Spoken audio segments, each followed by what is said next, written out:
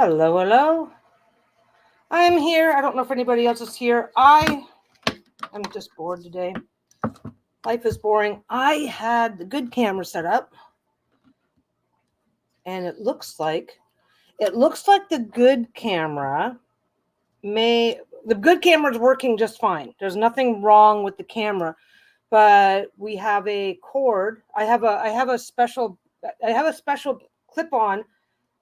Instead of a battery, which only lasts for about an hour if you're lucky, I have a battery pack thing that plugs in, and it looks like that is maybe well, wires get all fucked up and stop working over time. I'm over explaining because I'm right in the middle of doing something about it. So now I'm hooking up the little baby web camera. It's the one we don't like, but anyway. I like this web camera well. I like this little webcam well enough. I think everything's otherwise is working, but I think the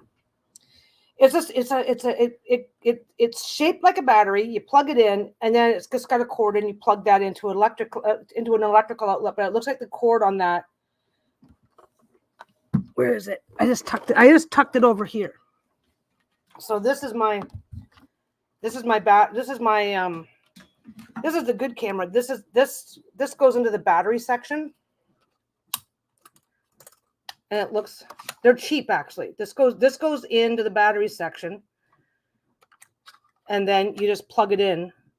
Normally, that way you can run these cameras for a lot longer. It's not complicated. Anyway, hi Stevie. This is the cord that goes from the camera to the computer, so I can use it as a webcam. I'm just kind of trying not to lose that little cord. Not that I won't lose it eventually, but anyway. So I think I need to. These are like $20. It's not like my world is not coming to an end, but my live streaming with this camera is not going to happen today. I'm just going to have to check. I had it plugged in, it just kept turning off.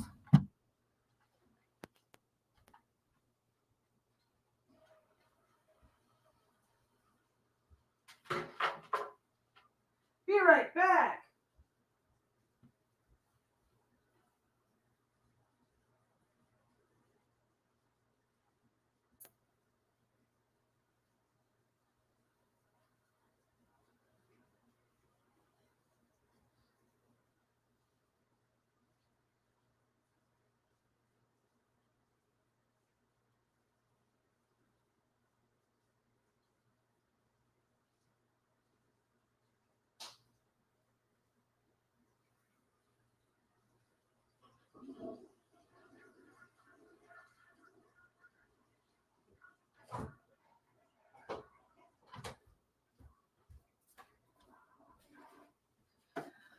I'm about 5 minutes behind on setting up, but I thought I would, working as usual. Hi, Michelle. I'm back. I'm about 5 minutes behind in setting up because I set up, that's running right from my laptop.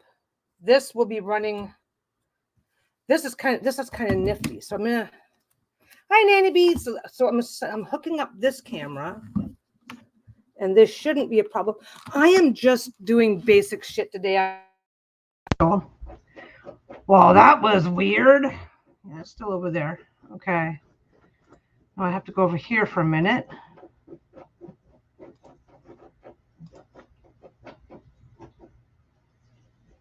Do that. Let's see if I can do this without screwing things up.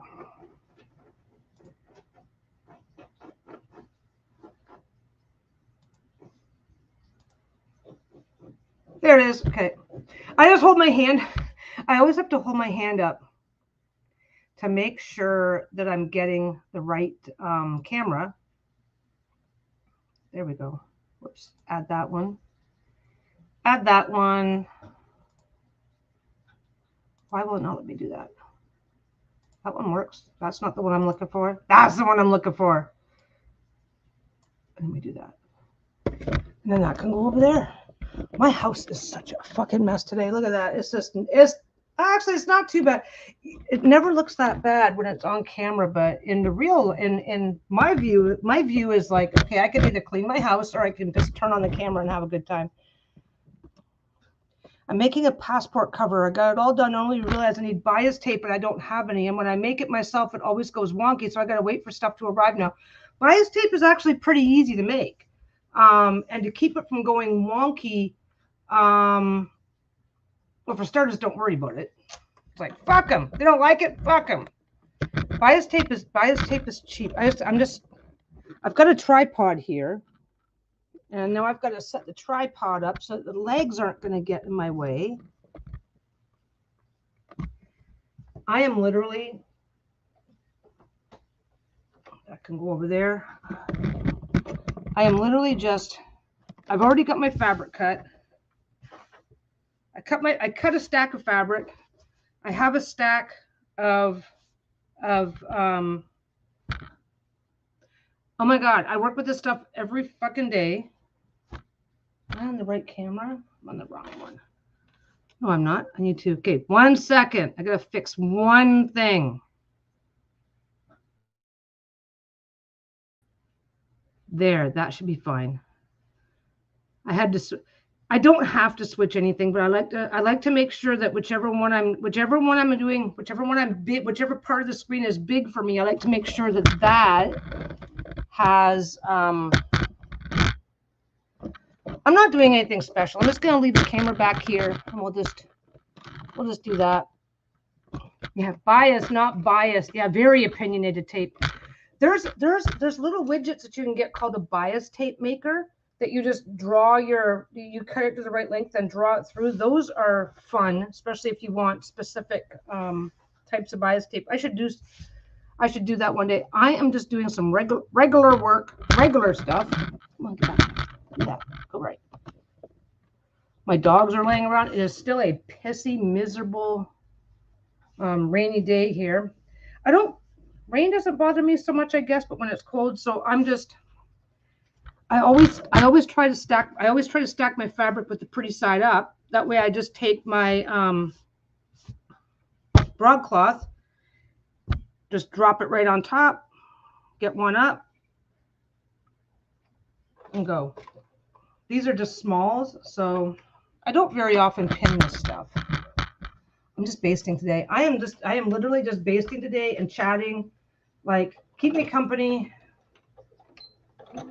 My leg still hurts, so I'm supposed to be taking my time.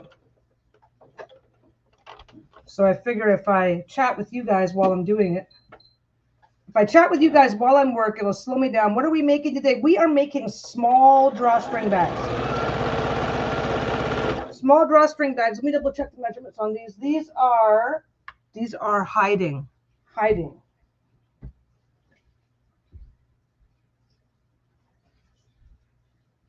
5.5 inches by 17 inches. If you want, hi Gail, if you are looking for a peg bag in the because I don't care anymore. I'm turning 60 this year, so 5.5 by 17. That's the size that I did on the that's the size that I marked here. And you're just basting. I do these in big batches. I'm supposed to take it easy today. And when I'm chatting with you guys, I always like slow down. So it's like taking it easy is the wrong word. It's like basically what goes on when you're dealing with chronic pain and issues like this. The biggest problem that you have is that there's a certain element of use it or lose it. So you have to keep doing. Yeah, I'm 60. I stopped giving a fuck at 40, but that's a different conversation. No, and I'm fine, by the way. I'm bitching because my leg hurts, but it's fine. But no, there's a certain when it comes to any sort of condition that comes with chronic pain or something like that, there's an element of use it or lose it, because if you just sit around, if you sit there doing nothing, waiting for it to go away, it doesn't go away because you don't build up any strength or stamina, or You don't have to be working out 24/7, but you gotta do a little bit. So I figured I would get back to work.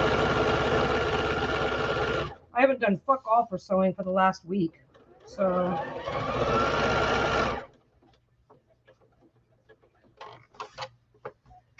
but my magical glove. Yeah, Nanny, that's my daughter's motto at 30. And of course, as always, actually, I've kind of reached a point with the drawstring bags. Like, not reached a point, but I'm getting old, and I'm just gonna drape them over there. I'm not doing anything with this. I'm just gonna do all of my basting first while I chat.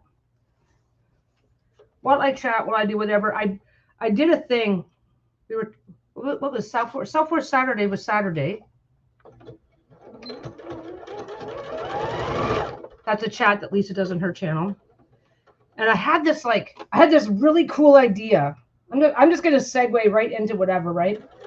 I had this really cool idea for a self-worth type article, I guess, for want of a better word.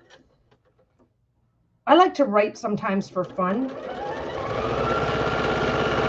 I think you guys have seen. I think you guys have seen stuff once in a while where I'll be in a mood. I'll write a thing. I'll throw it up on the Supportive Tarot page or on my own personal page.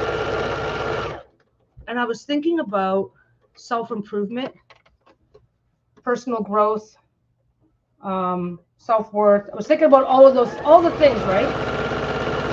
And I realized that when you break, the thing that I was thinking of writing is like, oh my God, to explain it would take like a whole book to explain it. There's a simple concept. There's a simple concept being that self-worth, self-improvement is exactly like a home renovation. I was trying to explain this to Lisa, so I'm trying to explain this to you guys. Maybe you guys can help me make sense of it. Anyway, like when you decide that you're going to renovate your home or a room in your home or renovate anything in your life, there's all this shit that goes into the background of it. And basically what ends up happening, if you go to your neighbor's house and they've renovated their house, right? And you see the end result. And what you don't see is the possibly years and years and years of savings, planning. You don't see what goes in. You don't see what goes in behind the scenes on a basic renovation. Like somebody wants to renovate their kitchen, you're coming in afterwards like, oh, you've got new cupboards and paint. This is an amazing renovation. I like how your kitchen looks. And you're not seeing that they had to replace their appliances. They had to get behind the sink and fix that leak. They had to tear out pieces of the floor and fix that. You don't see what goes into it. You don't see. Did they do it themselves? Did they hire somebody? Blah blah blah. You don't see any of that stuff. You see the end result, and it was kind of like, and I don't know why. It's been a bug up my ass since Saturday, so I don't know why, but it just really, home renovation really made me think of, like I said, anything related to personal growth. Because the reality is, if somebody says, I'm renovating my kitchen or my bathroom or my whatever, you don't question what went into it. You're like, oh, cool, that must have been a lot of work. On the surface, all you're seeing is a paint job. Honestly, I say I'm going to go renovate the bathroom, right? Well, a toilet's a toilet. A sink is a sink. You might notice, you've got a different sink now, but it's still a sink, right? You might have a different, you might have made sometimes the changes are major and noticeable, sometimes they're not, right? But you don't question it. Oh, this is awesome. Must have been a lot, and you don't think about what went into it behind the scenes. And the funny thing is that for me, the comparison is we accept all this stuff. When we're talking about making changes to something physical and tangible, a home renovation, no matter what they tell you that it took to happen, you accept it. Oh, wow, that took a lot of hard work. Oh, good for you that you saved up to money. That's awesome that you were able to do this part yourself. Oh, you hired some really great guys to help you with that, blah, blah, blah. And then when it comes to doing it for yourself, people are just like, why aren't you better? It's like, what? Wait a second. I am a home renovation here, people. You need to like respect my process, right? And we don't do that.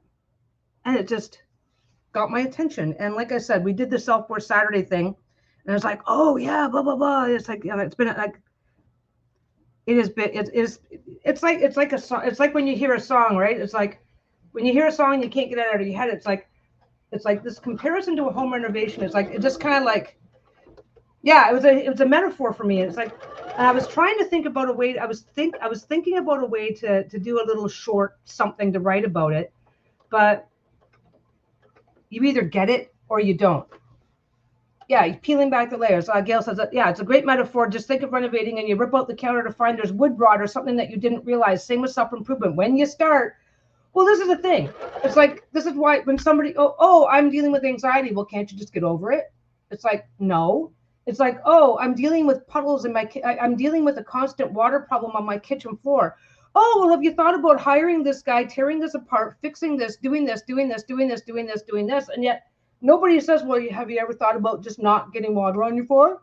Like, nobody does that. We are more able to support each other through a home renovation than we are through a personal journey. But at the end of the day, if you renovate your kitchen, if you renovate a room in your house and somebody comes into your house, yeah, can't you just heal it? Exactly. So the thing is that if you renovate a room in your house, and so you do a little reno and painting your living room is still a reno, right? Of some type of flavor. And somebody else comes in and goes, I don't really like that color you picked. What's your first response? Well, fuck you. You're not the one living with it. Nobody runs out and does a whole new renovation to make the neighbors fucking happy. That was the punchline of what I was trying to. That was the punchline of what I was thinking of in terms of that. So when you're doing something to change or improve your physical environment, everybody's happy for you that you did it. Anybody who has a negative opinion about it, everybody is like, well, yeah, that's not my favorite color, but that's not my fucking problem as long as it works for you, right? And so if you think of your personal journey as a home renovation, and sometimes you're working on a small room, sometimes you're working on a big room, sometimes you're just adding a coat of paint, and I'll get back to that room later, right? And it's nobody's fucking business but your own. If they don't like it, there's the fucking door. That's how it works. If you're putting time, energy, and money into your house, nobody has the fucking right to judge you for it. And nobody would okay, I live with Lisa. There's always the exception. I don't know if the exception is the right word. Of course, if you're somebody else that's directly involved in your life, that is on the journey with you. But if Lisa and I make a change around here, as long as we like it, or if she wants to change, if Lisa wants to change badly enough, I don't have to like it. I have to live with it. And that's all there is to it, right? But yeah, I'm like that with my mom. When I moved here, she kept going on about how outside looked really ratty. Mom, I'm not living outside. I'll get to it. Exactly. And nobody is going to tell you that that's the wrong thing to do. Well, sure, you're the one who lives there. What the fuck? Like, I appreciate that your mom might have an opinion on the matter, but she needs to really just leave you alone. But then, yeah, internal change is about the toughest thing to do, but the struggle is invisible to others, unlike a renovation. But here's the interesting thing about a renovation. You come to my house today and visit me, right? Oh, okay, you got a nice place. This is fine. You come back a year later. Oh, I renovated. You don't see what's underneath the renovation. Most of the time, you won't see what's under somebody else's renovation. And that doesn't mean that, and even when you do, you don't judge how much or how little work they put in under that shiny new coat of paint, right? So I don't know. I just thought it was a really interesting comparative, because obviously we, the generalized we, have no problem supporting a physical change. We have no problem supporting change, but we just seem to have a limit on what kind of change that we can fucking handle from when it comes to other people. But anyway, I just thought it was interesting. I got like halfway in, not halfway in. I'm like, oh, blah, blah, blah. No, that'll take an hour to explain. No, blah, blah, blah. That'll take an hour to explain. But I still think it's I think it's a cool comparative. That we are constantly doing things. We are constantly doing things that are tangible, and everybody reacts a very specific way to it, and that is not supportive, not usually supportive, non-judgmental, encouraging, blah blah blah blah blah. But when it comes to personal change, oh, I'm going to work on being a little more of this and a little less of that. I've got this going on that I need to really deal with. And everybody's like, can't you shake it off? Like, what's going on? What's wrong with you? Well, you know, like, it's the same thing. It's like, oh, lots of shit's wrong with me. Why is it any of your fucking business, right? I don't know. I thought it was interesting. That's why I wanted to jump onto that one. I'm just going to jump on that. I'm going to inflict that on you guys right away. Yeah, basting is easy. I set this to 3. So 3 millimeters between stitches. Don't forget, when you're basting, when you're doing a basting stitch, basting is just to hold things in place until you do something else with it. This is a basting stitch, and I'm still going to be coming back. Well, you guys know, I think you guys have seen me do enough of this. But basting stitch can be as far apart as your machine can handle, really, as long as it, as long as you can, as long as it's not such a loose stitch. I don't know what this goes up to. This goes up to 5 millimeters. Sometimes if you have, depending on your machine, a long stitch like that can sometimes make your stuff pucker in surprising ways. So this just saves you a little time, saves you a little bit. It doesn't really save you a lot of thread.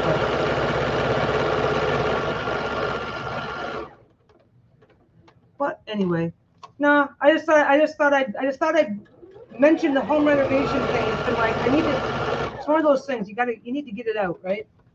Okay, I was behind because of my camera issues. So now I have to get up and go for a quick pee.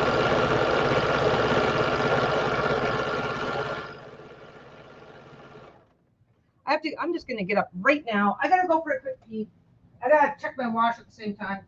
Be right back.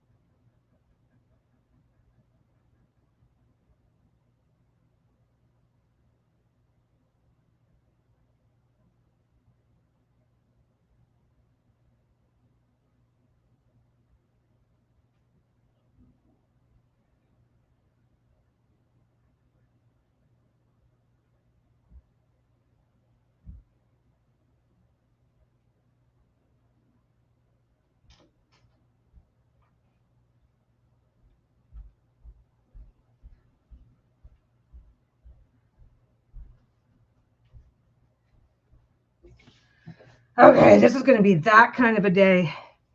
Final solution for the bias tape issue. I have ribbon that's made out of like a cotton fabric that's quite wide. I'm going to use that, and it matches perfect. A pre-made ribbon, yeah, you just line up one, then line up the other.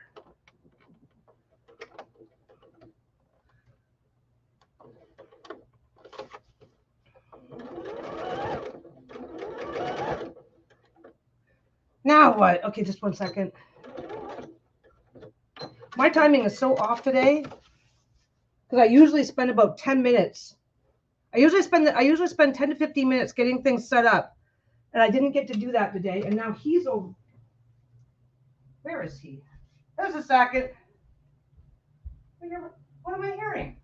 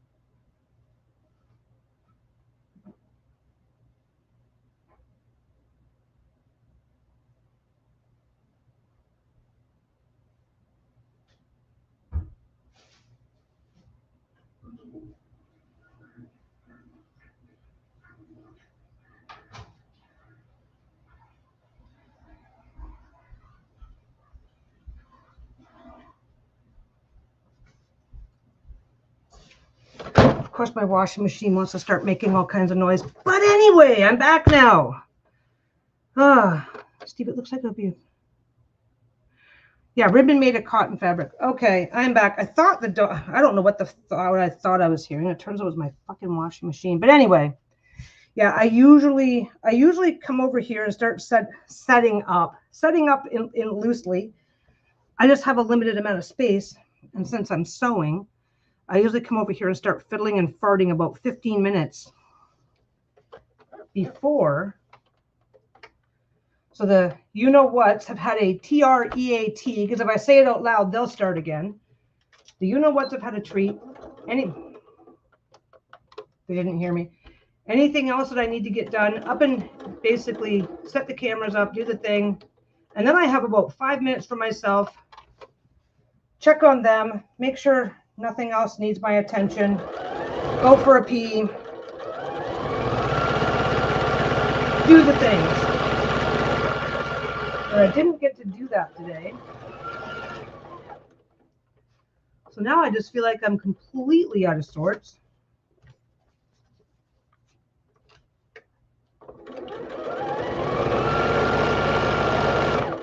But anyway, I don't care. I am supposed to be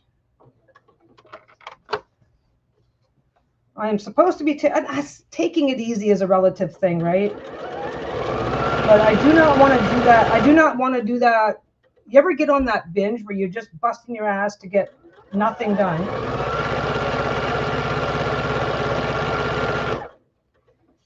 but I don't want to get on that binge where I end up overdoing it and then use it or lose it, but don't overdo it, or it's going to stay problematic. So it's like, it's that catch-22 of life. And now I'm all sweaty.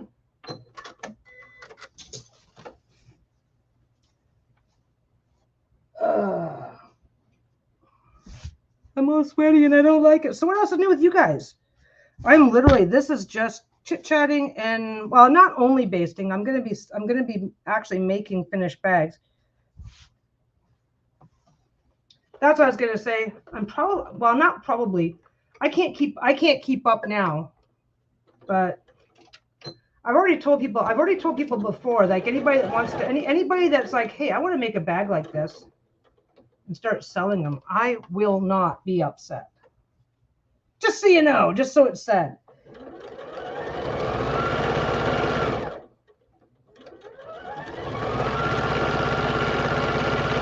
I was pretty, back in the day when I was younger and had a whole lot more energy. Actually, before I started, how many things have I've got like 14 different things in the shop now. Back in the day when I was only doing the drawstring bags and the occasional reading cloth, I was pretty protective of the bags, right? That makes sense. But now that I've got so much else going on, quilting, other 2-pocket, 1-pocket, that sort of stuff. Now that I've got all that going on, it's like I'm way less protective of this, because this is super simple. There's also you can also really easily turn this idea into a pouch. But anyway, no, I got nothing else going on today, and I thought I'm gonna turn the camera on, because I always go a little slower. Go a little slower. Don't get so I don't know what the word is, but I go a little slower. I'm a little more chillaxed. So other than that, though, we got like nothing going on here. Well, I can't say nothing. We had our chat with the guys about the Sassy Dragon. The guys at Little Dark Arts, the creators of the Little Cryptids Oracle. That was an Oracle deck, yeah. They're coming out with another deck too. They're coming out with a ghost deck. Same idea as Little Cryptids, only it's going to be ghosts this time. So they're coming out with that. But we had our meeting with them. There's only one card left to do. And they're going to start. I know Lisa has shown because I was with her the one time. She has shown a lot of the artwork that's going to be on the Sassy Dragons tarot, and that's all being what she's shown. What we've shown so far is the digital stuff, because the whole thing is going to be watercolor.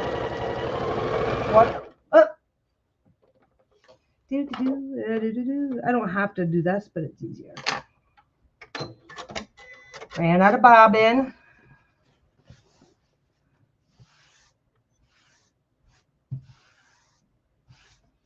Yeah, so what is it that you're making, Stevie?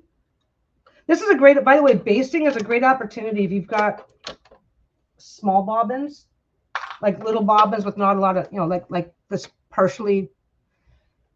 Just a great opportunity if you've got a bunch of those laying around. It's a good opportunity to use them up. And also, don't forget, I based everything in black because my broadcloth is black, but you can baste in almost any color because it's not really visible. There it is.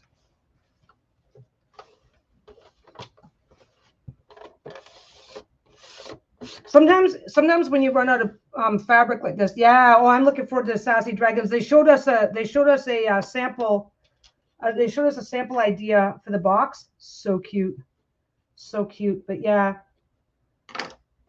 Sometimes when you run out of bobbin, this area here just before the bobbin runs out can be really crinkly. Oh right, you did say passport cover. My God, I'm not very smart. I'm smart. I just don't fucking pay attention.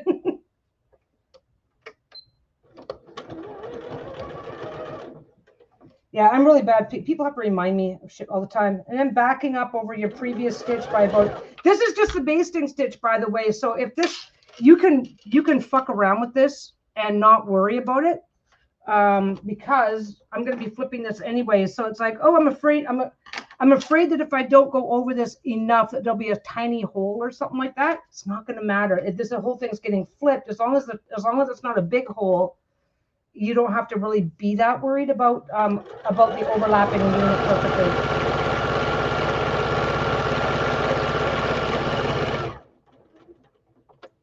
Come on, come on.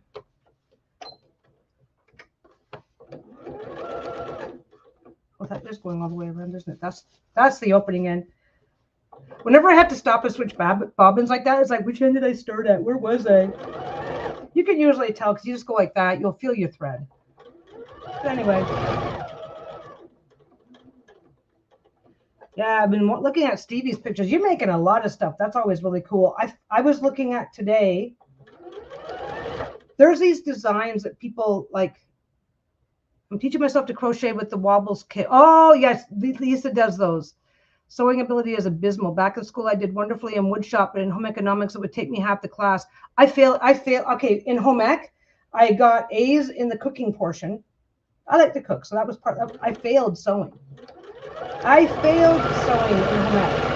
Every year, every single time I had to do sewing, I failed it. Every piece of anything, failed sewing. Got to high school, failed sewing both years there. Yeah. It would take you half the class just to thread the machine. Yep. Back when, okay, I mean, I'm not gonna make statements for anybody else. Back when I was in high school taking sewing and stuff like that, the majority of moms, at least where I was, there was a lot of stay-at-home moms. There was a lot of this, there was a lot of that. So there was a lot of expectation that you should already know certain basics. But yeah, I failed sewing. I failed it.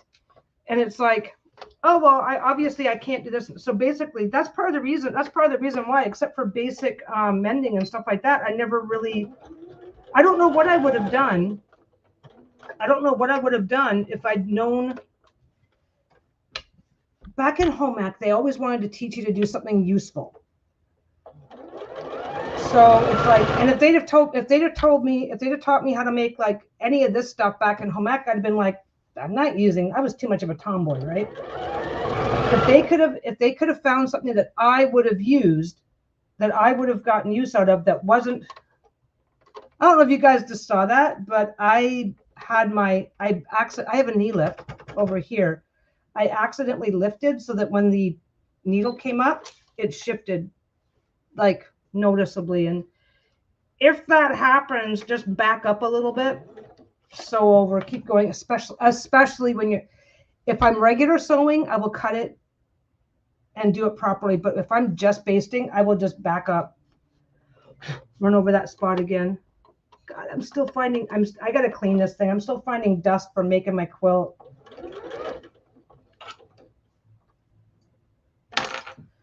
I also have to vacuum, but we'll get to that one day. We didn't have sewing in home economics, just cooking, and it was always with healthy ingredients. So it was made, yeah. Oh my God, the healthy ingredients. Oh.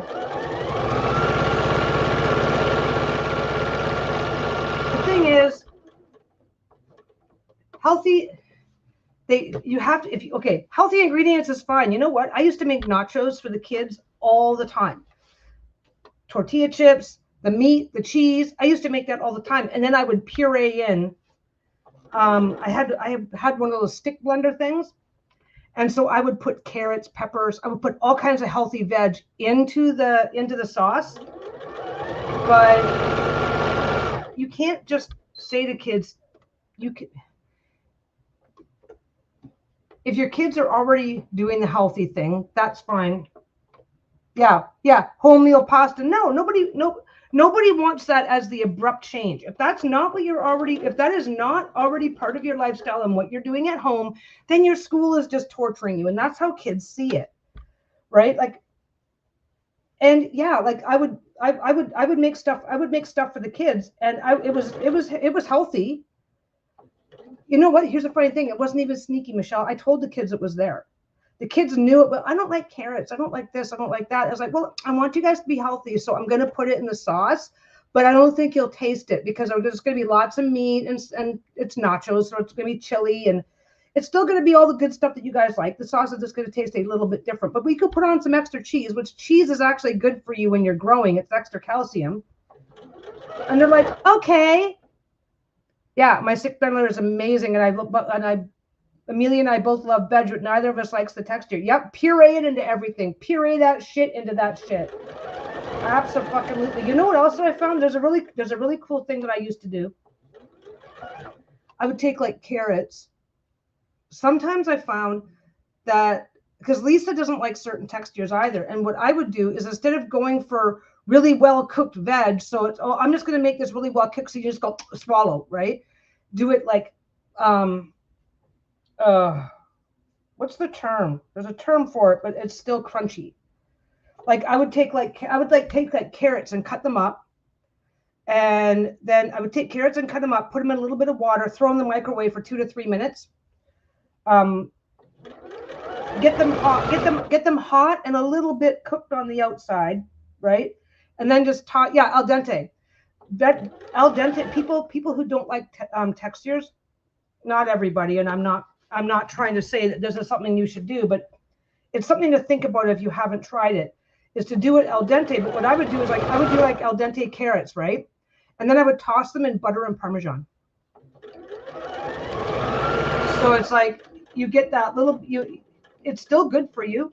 It's really good for you. Yeah, a little butter and Parmesan. Do that, but do a little bit of al dente veg at the same time.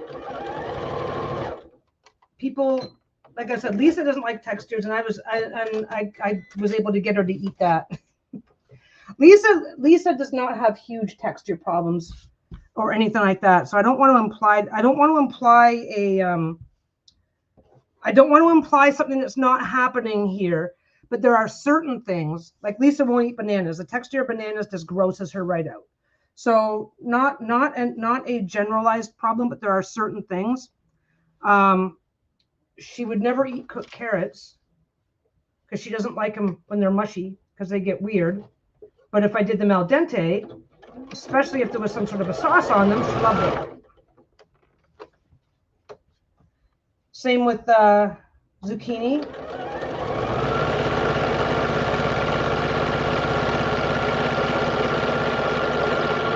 There's lots of ways to sneak the healthy stuff in.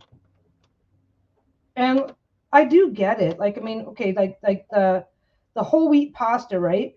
That is better for you. But if you don't like it, then you're just going to avoid it and then sabotage yourself in other ways. Like instead of forcing myself to eat, I like bread. I like my carbs, right? Yeah, Amelia eats most vegetables raw, which just makes me gag. Yep. Oh yeah. You know what? My kids were like that when they were young. Now they'll eat damn near anything. My kids were like that when they were young. We would have salad, and basically, I would make a salad bar. I would take because everybody's picky. It's like, oh yeah, no problem, I'll fix that, right? So I would just cut all the vegetables up and put it in little dishes, and then you go get your plate, you get your 2 pieces of lettuce so that it's a salad, and then you just fill your plate up with all the other vegetables that you want. A little bit of grated cheese on top, some creamy Caesar. And my kids used to eat more of they eat more vegetables like that than anything that I was cooking. The same kid who would argue, how many pieces of corn do I have to eat, would just load up raw vegetables into a bowl and just eat them. I think that's part of our problem, though, when it comes to that sort of stuff, is we start going, this is what you must do because. But yeah, doing home ec, and they're like, we're going to do this really, really healthy thing. And it's like, I don't like that shit. Find a way to make something I like and make it healthy, and we're good. But beef stroganoff. The first time I ever had beef stroganoff was in a home ec class. It was like, here's your half pound of meat. Here's your full size tub of sour cream. Mix them up and put them on noodles, egg noodles, which I don't like. That was not okay. I like eating healthy, but I know I'm lazy.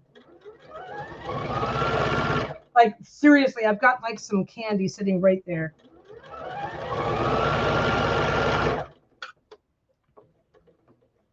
But the good news is that I can cook. That's not even a thing people do anymore.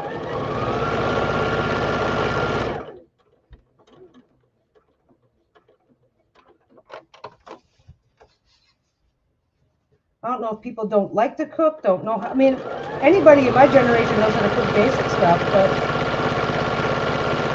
I know way too many people who don't know how to cook anything. And that's a real big problem when you're working in a grocery store. So when you're making pasta, how do you boil the water? It's like, what?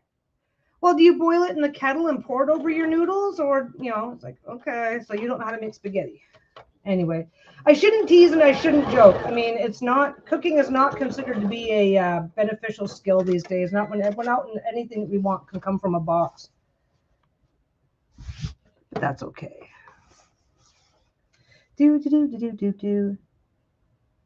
What's everybody's favorite recipe? I don't know that I used to make homemade pizza all the time. My favorite thing to make is actually a full-blown turkey dinner. The meat, the potato, the stuffing. I don't know why. I have no idea why. It's like it's a pretty big job. It's hours and hours of work so that you can sit down and have a 20-minute meal. But that used to be one of my favorite things to do. I would just every now and again turkey would be on sale, and I'd just go get a turkey. Oh, okay, we're gonna have a turkey. Stir fry is fun though, because you can stir fry damn near anything. Pineapple upside down cake. I haven't had that in so long. My mom used to make a really good pineapple upside down cake. I used to love that. Cooking's easy. Cooking's easy. I think the thing that when it comes to cooking, we think like Julia Childs and shit like that, right? And we don't think that regular day-to-day cooking, regular day-to-day stuff, there's very little that's different. There's very little, like, meat, potato, vegetable, stir fry, those are easy. Paprika, cayenne pepper, red, green, and yellow bell peppers, and onions in the mince before forming them into the balls. Oh, yeah, bake. Yeah, my mother was a crappy cook. Oh my God, my mother was a crappy cook. I don't know. When I cook for myself, things taste boring. You know what? That's where you need to go get some. That's where you need to go get some sort of a fancy. Gochujang is a Korean. Looks a little like ketchup, but it's spicier. Things taste boring if you don't adding extra spices or different spices. Things can taste boring because of repetition. Things can taste boring just because, especially like cooking for me is more boring now because it's just the two of us, and on a regular work day, we're just doing basic stuff. Cooking always seems like it should be exciting. Yeah, my mom, oh my gosh, she's a shitty cook. I don't know how to describe this. And now this might be a question for Stevie to answer, because according to my mom, this is how the English do it. My mom's like English on both sides of her family, right? Making a roast, you have to make sure that the outside of the roast is the darker the better. A beef roast. A good beef roast is like practically burnt on the outside, so you can get dark gravy. And it's like dry. It's like dry, super chewy. My mother, I know that that's not how you do a beef roast. I know for a fact that is not how anybody would do a beef roast. Like, oh, you gotta make, like, she would put this sucker in like Yeah. Yeah. Like, okay. There's one trick in sewing. I'll blow my nose. I said sewing and I meant cooking.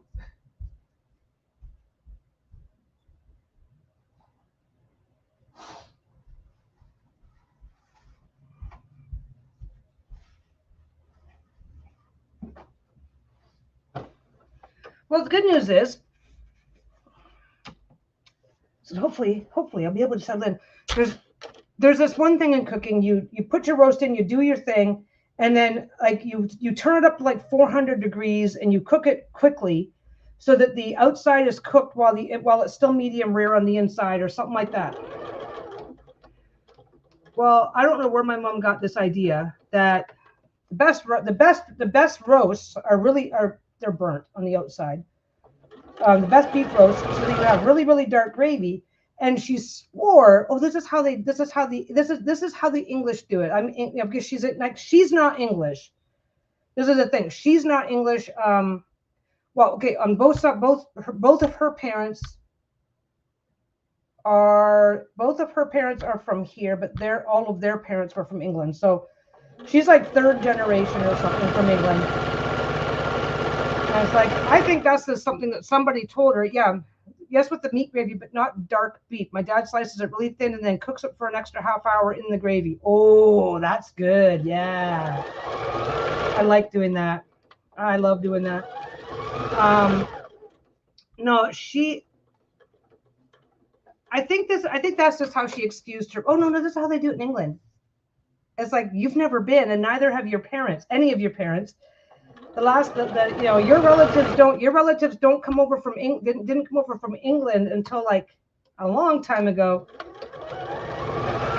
Now I could see, okay, and I'm not dissing the English. I'm talking about anybody from any culture. I can see when you're talking like late 1800s, making sure that the meat is really dark on the outside, because then you've killed parasites and stuff like that. That would have been a pretty much global practice back before refrigeration. But yeah, she had, oh yeah, this is how they do it in England. Like, I don't think so. I don't think so, because this is gross. I don't want burnt bits floating in my gravy. But she had a habit of everything came out dry. But I think that was pretty common too. But my dad loved her cooking. Oh, your mom's such a great cook. I'm like, no, she's not. She is not. She is a bad cook. But then again, when you don't know any better, you don't know any better. So, and that's the generation that they were from. So that's just me dissing somebody because I can, right? Somebody think my dad forgets he's not cooking for 12 anymore. He's got not. Yeah. Oh my God, that's my problem. That is my problem, because when the kids were little, I was still with my ex. We were cooking for a family of 4. Then by the time we left, the boys, growing boys, oh, you're always cooking. And of course, as they got bigger, the portions got bigger. So the amount of food I got bigger. Then I would be cooking for. I'd be cooking for the 4 of us, but of course I was cooking with leftovers in mind. It was like, oh, well, if I do this, my boys, strangely, were not really big on breakfast. They weren't big on breakfast. They would go into the kitchen, and I kept cereal in the house. I had cereal. We had cereal. It was there, but they would go in and fix themselves a plate of leftovers for their breakfast if they liked what was for dinner, right? So we did that a lot. So I would cook extra big portions so that there'd be lots of leftovers, so that the boys could have whatever they wanted. So by the time, but that's like 10 years ago now. But yeah, cooking large portions and then going back to cooking for just 2 was a huge adjustment. What a big adjustment. And then Steve moved back in for a few years. So then I got adjusted to the bigger portions again. And then he moved out. Now I'm adjusting to smaller portions again. Doesn't help that I fucking hate this kitchen. My papa does. I need a cup of tea and toast in the morning. Yeah. No, they would have their, like I said, they would have cereal. They would have like, but if I made spaghetti and there was leftovers, they were having spaghetti for breakfast until it was gone. Because oh yeah, and honestly, from a nutritional standpoint, leftovers is healthier for you than sugary cereals. So it's like, yeah, okay, let's do that. That's another way. By the way, that's another way to sneak nutrition into your kids' world. Is if they want to switch out something that's unhealthy, means yeah, like I don't want my sugary cereal, but can I have this for breakfast? Absolutely. Here you go. But anyway. Now I wish I had a nicer kitchen. I do not like this kitchen. This is like an efficiency kitchen, so there's not really any counter space or anything, which I don't like, but I'm not cooking. And the funny thing is, all this stuff about, I'm not really cooking a lot these days.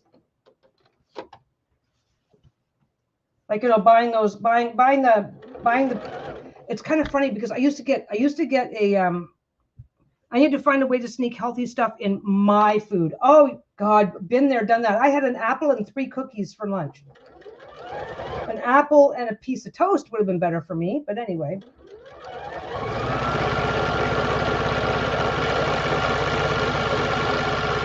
My big thing is sugars. My big thing is avoiding sugar because of the diabetes, but that's what the pills are for, right? No, that's not what the pills are for. The pills are for, I'm on medication. When I get my I just had testing done. Look at that. I have got the tiniest veins. They had to go in here. She had to go in here and it didn't work, so then they had to go in here. It's like, ugh. And they use the little, when you go in for blood tests, they have different size of needles that they can use depending on what kind of veins you're like. The ones that they use, the needles on me that they use on kids. My veins, Lisa and I were just chatting about that the other day. Is like, is the issue high blood pressure, or is the issue that my veins are too small, which causes the same thing? But when you have a lot of like they'll say, oh, you've got high blood pressure, avoid salt, avoid this, avoid that, right? Which is fine. But it's like, is my blood pressure high because of diet, lifestyle, age, all the things, or is it high because for some reason I've got really teeny tiny veins, which means your body has to work harder to pump all that shit through. But anyway. Now cooking, I like cooking. I'm kind of like I used to go pick up a package of ribs and make some really nice barbecue ribs and stuff like that. And now it is about half the price to go get a side of ribs that are just pre-made, heat and serve. I used to put a chicken in the oven. I used to go get a chicken, bring it home, stick it in the oven. Now it is cheaper and more convenient to just go get a rotisserie chicken at the grocery store. So I'm kind of really experimenting a lot with that these days. Of course, I say that, and Lisa's doing her Baldur's Gate game tonight, so she's bringing home McDonald's for us. But it's really easy to get lazy about cooking when it's just yourself or just you and 1 or 2 other people, especially if in the situation that we're in right now. It's not a bad situation. We're still doing our best, right? But like, why would I want to sit down and roast a chicken for the afternoon and do all this stuff when I could just go to the store, buy a rotisserie chicken, and then just come home, get some frozen potatoes that I just have to heat up in the air fryer. It's really easy to eat well nowadays, but then it's really easy to cheat or tell yourself you're not doing good enough, or I don't know.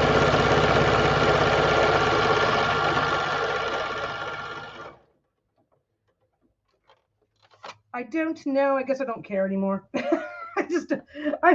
That's another problem that I have, is that when I'm sewing, if I get up and go into the kitchen and decide to roast a chicken and do all this stuff, if I get any of it on me that I've got to wash up, change, do the whole thing, because I don't. If I get any of if I get any oil on this, it's garbage. I can't sell that, right? So anyway, this is me passively bitching. It's like, did you notice? I'm just passively bitching about, oh, I really like doing all this good cooking stuff, but I don't do much of it anymore because I've got reasons and I'm not happy about it, but that's okay.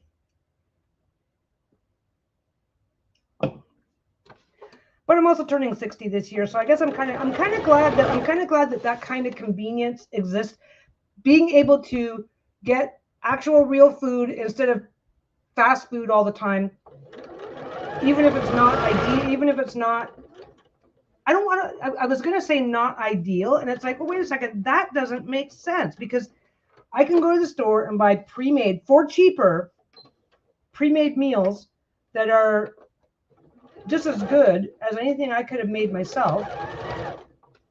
And then I get to be on my way and I don't have to worry about things. We do live in a society of convenience, that's for sure.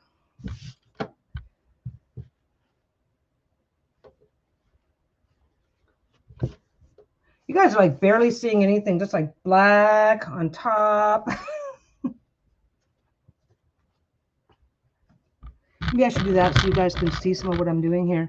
There you go. See a corn. Oh yeah, I switch over just as I'm like doing plain. I got that one. Yeah. I adore my air fryer, but Amelia thinks if you aren't making every single thing from scratch, you're not cooking. When you start cooking, you can have an opinion. Until then, shut up and eat. Exactly. So I got that one. This one's gonna look nice. This is like dandelion type fluff. Those are just plain. That one, these might be too narrow. And then I've got this guy. That's the bats and the moons. I think that's the thing. I think that's what honestly, I think that is what I am struggling with, because ever since COVID hit, and it was a sharp adjustment.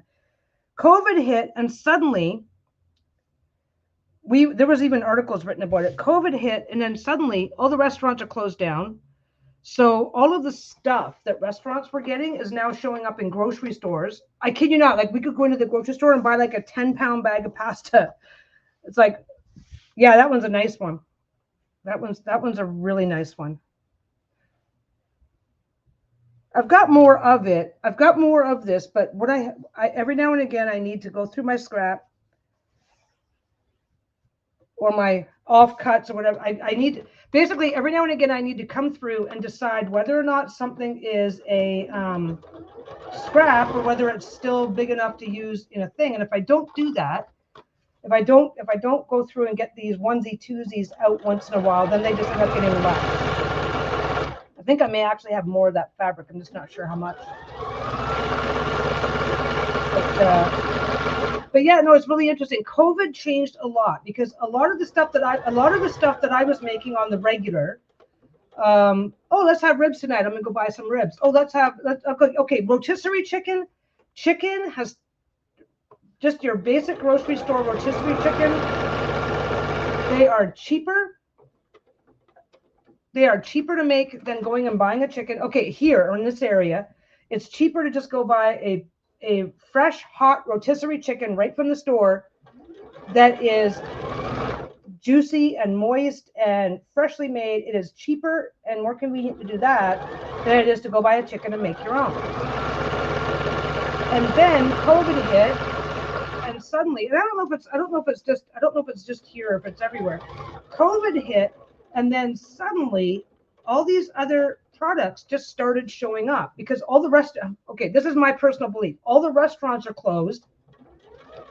All the kids who don't know how to cook are like going, now what will we do? Because we have a huge, I don't want to say huge, but there's definitely a market for people who do not cook, who are either, if they're not eating something simple like ramen or cup noodles or whatever, they are eating out or ordering in or whatever. And then COVID closed all the restaurants. And so everybody that could started having these really, really easy meals, heat and serve. You go into Costco. You go into Costco, and You can get a fajita kit, a chicken Alfredo. You can get all kinds of stuff like that. And that's been around for a while. Don't get me wrong. That stuff's been around for a while. But now you can find those kits in regular stores here.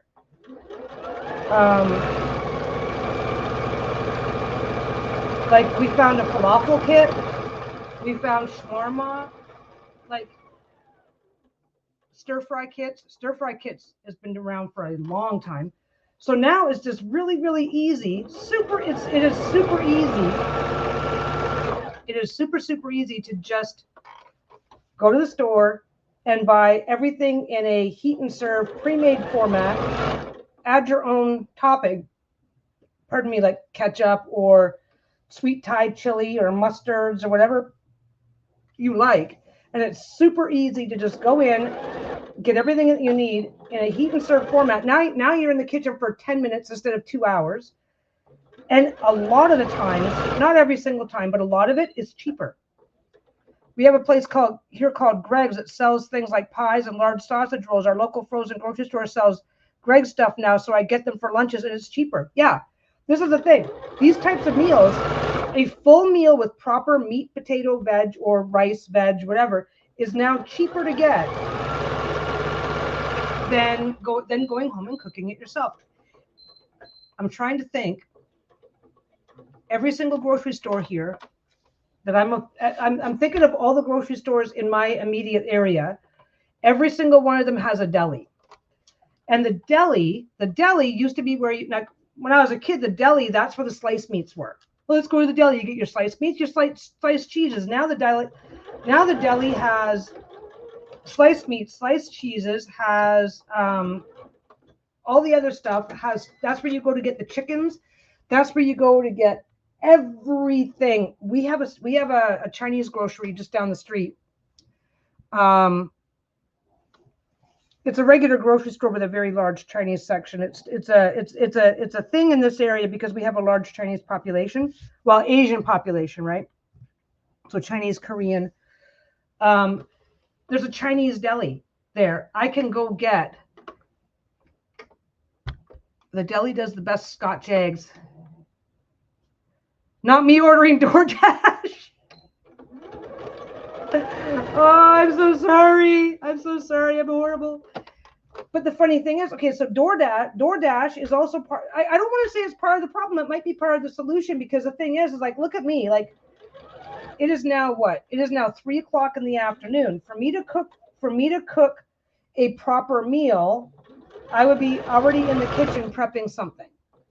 Once I'm in the kitchen prepping something, I don't want to bring food debris back here.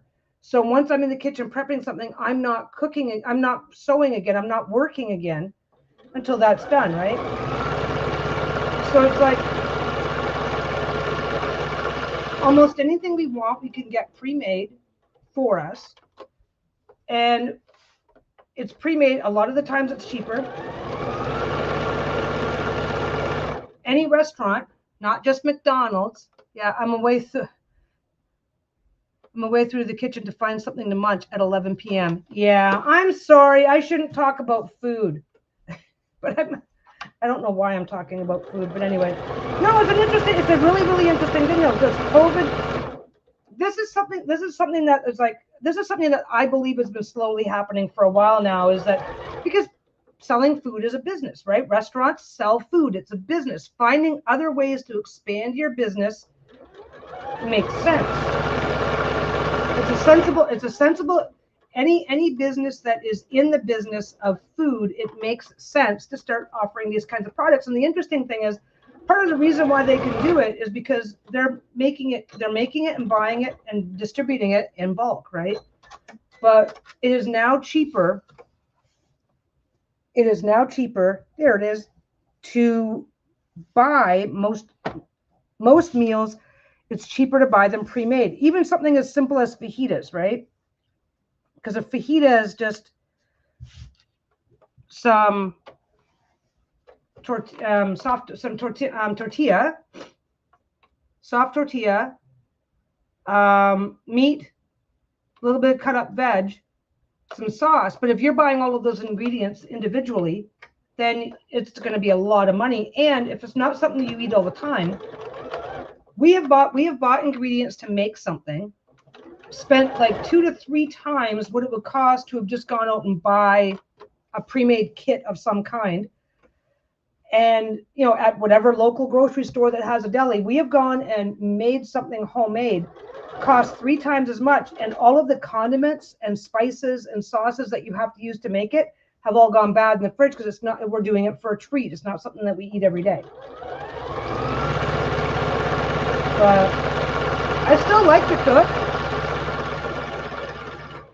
I still like to cook, but proper cooking, I don't think that's something very many people do anymore, to be really honest. Especially if cost is a factor. If cost is a factor, then buying pre-made kits saves money.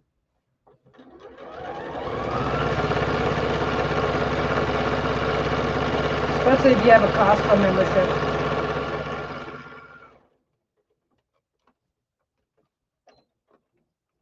Costco is a great way to spend all of your money getting 400 of something.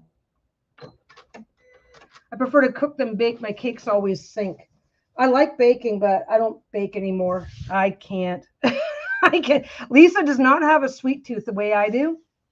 So if I used to make all my own bread. I never used to bake a ton, but I used to make all my own bread from scratch. Awesome. That I will say that is one thing. Making your own bread, it is still cheaper to make your own bread than to buy it. They haven't fixed that one yet. But it depends on where you're getting your ingredients. If you're committed to baking your own bread and you're buying your ingredients in bulk, if you're buying your ingredients, especially your yeast in bulk, it is cheaper to make your own bread. And healthier. There's no preservatives in it. But if you're the only one eating it, that's a special adventure. Lisa eats bread, but she doesn't eat it the way I do. So I've had to stop making bread. Making your own bread is only economical if you buy your ingredients in bulk, make 3 or 4 loaves at a time, do all that stuff. So it's like, I can't justify it because carbs turn straight to sugar in your body. Bread is surprisingly something that'll, if you're a type 2 diabetic like I happen to be, bread is something that will happen to drive your sugar way up if you eat too much of it. Not that I care, but I'm not going to do it. I'm like that Oprah meme when it comes to bread. There's an Oprah meme? What's the meme? I love making my own bread. I love it. I used to make all sorts of stuff with bread. Pizza roll-ups, all sorts of stuff. Pizza dough is easy to make. But yeah, it's kind of a thing. Love to cook, and I'm not doing nearly enough of it anymore. When I got a few more of these to go, and then I can start flipping them. Maybe I could stop here. I don't think I want to. I want to make sure I get that one in. I'll do these 2 first. She had an interview years ago where she was talking about how much she loves bread, and it was just a big gift of her yelling, "I love bread!" Yeah. I don't know what I love. You know what it is? I'll tell you right now, if you want to discover your inner bread addiction, if you already like bread, taking a loaf of bread fresh from the oven and buttering it and slicing off a hunk and buttering it and then stick it in your face while it's still hot. If you are a bread addict, you need to not do that ever.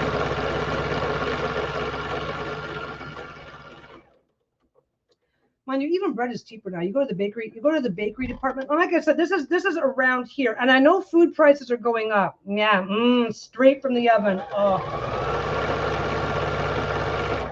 mean, I know food prices are going up, and I'm not trying to pretend that that's not an issue. But the thing is that the fresh buying fresh foods, it's crazy how much cheaper it can be. Yeah. Yeah. It is crazy how much cheaper it can be to just buy pre-made food. And I'm not talking like a box of Kraft Dinner or stuff like that. Like I said, every single grocery store now has big and growing, around here at least, these giant and growing deli sections where you can go get pretty much anything you want. And you just take it home, heat it, serve it. We've been actually, I'm not gonna trash it though. It's actually a great way to get a much healthier meal on the table than opening a can. So it's got its benefit, but I think we're going to be seeing even more of that. I'm going to get this one done. I'm going to show you guys this one. This one here. If you are, this video, it's like, I am not helping, and this is not the helping with your diet one. Okay, this one here, you can see the seam back here. Basically, this one here is one directional fabric. So I arrange the fabric so that each side, when I make my bag, both sides are going to be upright, right? See? So you have your seam down, you have your seam down here, you have your seam down the middle, right? So I've got my fabric. I've got my bag. Oh, you can see it in the corner. I got to find the corner. You can see it in the corner. If you're making bags, I don't know if any of you guys are, but if you're making your own bags and using my design, which, like I said, if you want to open a shop of your own and start selling Peggy bags, just let me know, and then you can put Peggy approved. And then if anybody asks, I can say, hey, oh God, no, they asked. This is fine. So what I did here was when I made my template. When I have this cut out to the right shape, this is the exact halfway mark.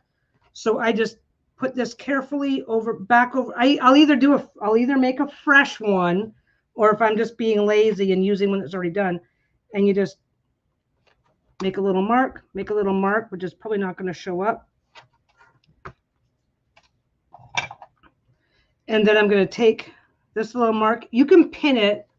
I am way too confident. So you're just going to line it up so that little mark is right on that.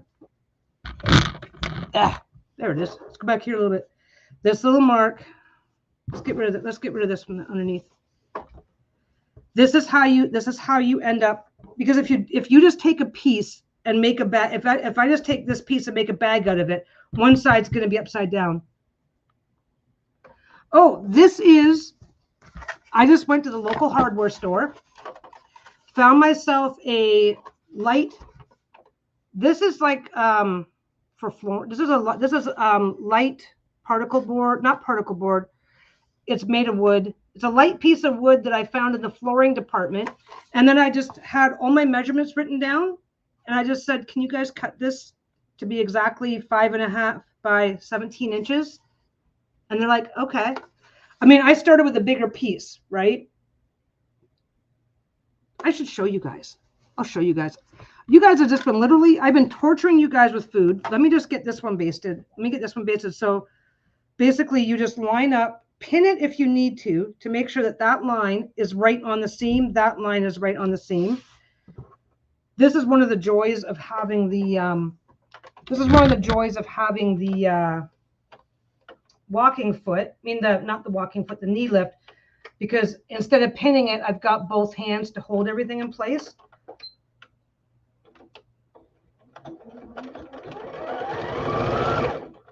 I'll show you what I did. I'm not going to do it exactly, of course, but I'll show you what I did for that piece of wood.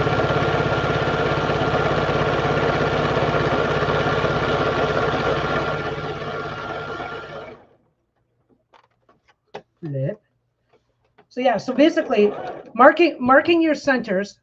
I already have a shower handle on my ruler because of you. They work great, don't they? They work amazing to help you hold your shit in place. Okay, so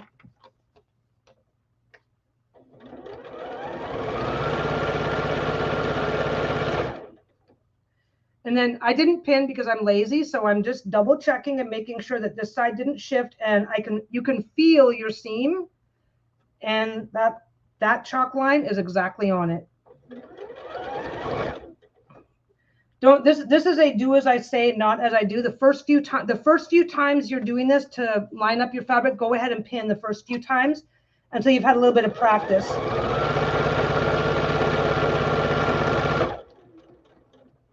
But come on, the first few times, go ahead and pin it, even for something relatively small for practice. But then, yeah, just make sure that they're lined up. But that is how you do it, so that you have your bag. Yeah, the dumbbell trick works, but it doesn't make a lot of sense to me, because if something, I like the dumbbell, but if something shifts, I don't like the dumbbell actually. If something shifts, then you're like, now what?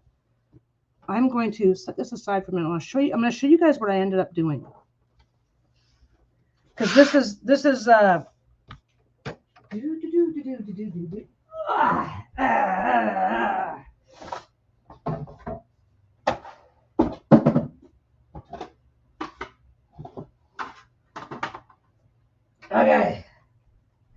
Let's see how much of this I can or can't get into the camera view. And I brought this over in case it helps, because it probably won't. Get over there. I'm all angled in funny. I have my wallet in my pocket. Yeah, the dumbbell thing, because if it shifts, you may not even notice it the same way. Okay, let's just see if I can, let's go over here. So basically, these are really simple. So what I did was, you go to the hardware store, right? I found out that little pieces of scrap batting make great dry erase. So I went into the hardware store, right? And I had all of this measured out, and I had it on, I basically wrote it all down. So I went in and I found a piece of board that was the right size, right? So that when you go like that, like that, like that, and I think the other one was like, so I think the other one was like up at the top like that, or whatever, right? So I don't know, maybe it was like that. I forget. So anyway, so I went in and I just said to the guy, because they do straight cuts. This is the trick. Okay, you got to get you have to have all your measurements. You have to know up front the size of everything you want to do, right? So this is like, say this is like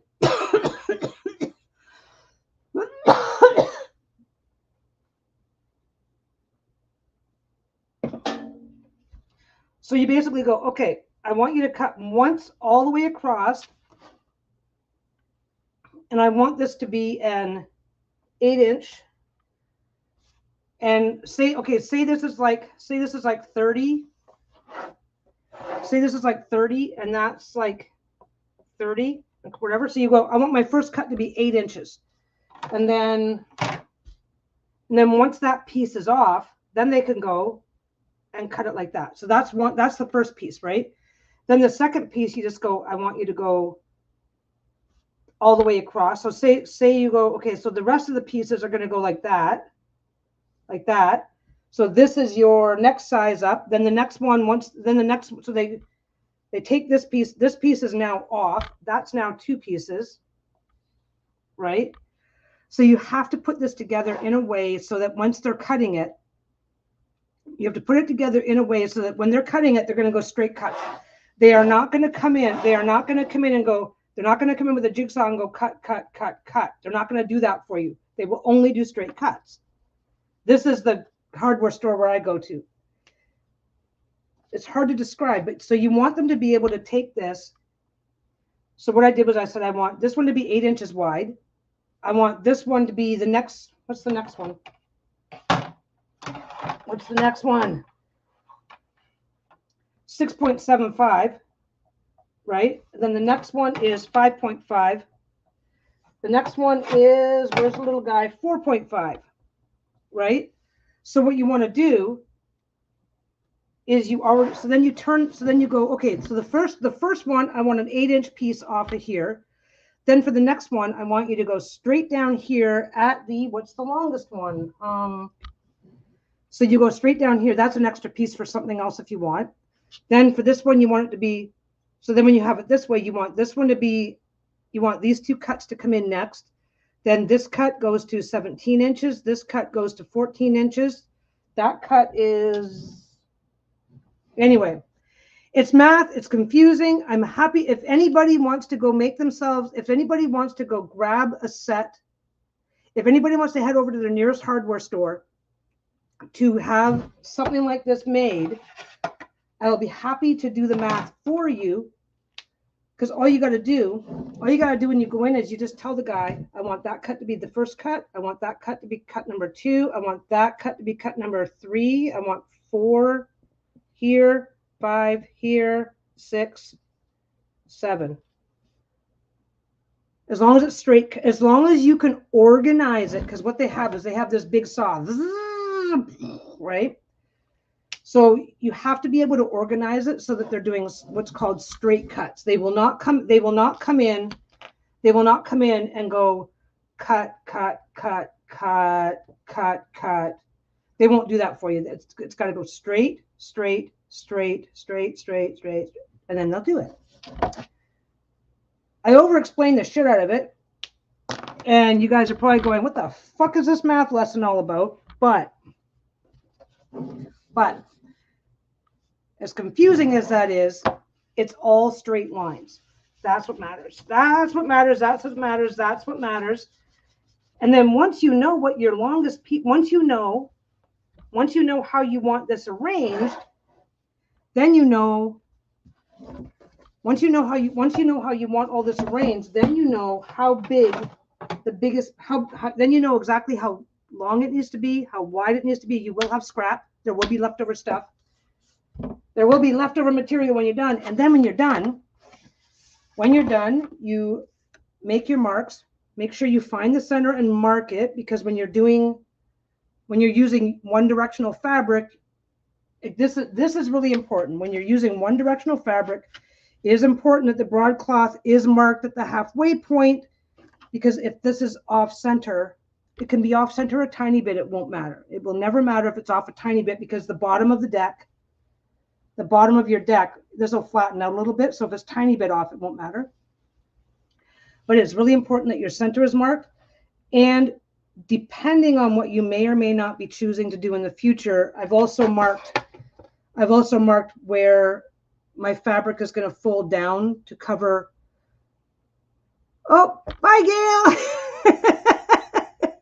That's my fault. I'm sorry. I hope you at least ordered something that was fun. Anyway, I'm over explaining this because I'm super happy with these. But yeah, this is I just got this in the flooring department. It's not it's not linoleum flooring. I believe this is the material that goes under flooring.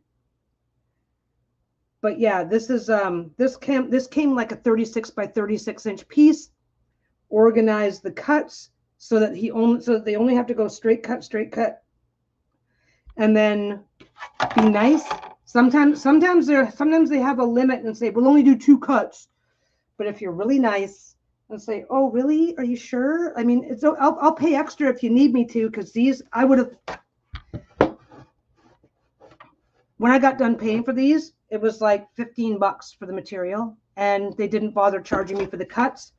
And this is just cheap. This is a cheap wooden doorknob, the kind that you would have on your utility cabinets in the back room type of thing, or in your garage.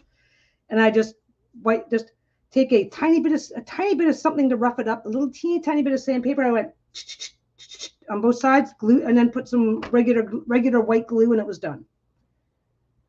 And I've been using these for 3 years now. I have no idea how much cardboard I went through before I decided to do something that was going to be a little bit easier to work with. But yeah, this one here, this is the large 8 by 21. Yeah, look, I still have my embroidery center marked. That's where I need to center any embroidery work that I was doing. That's where I needed to make sure everything was centered. I almost drilled a hole in there so I could mark my fabric.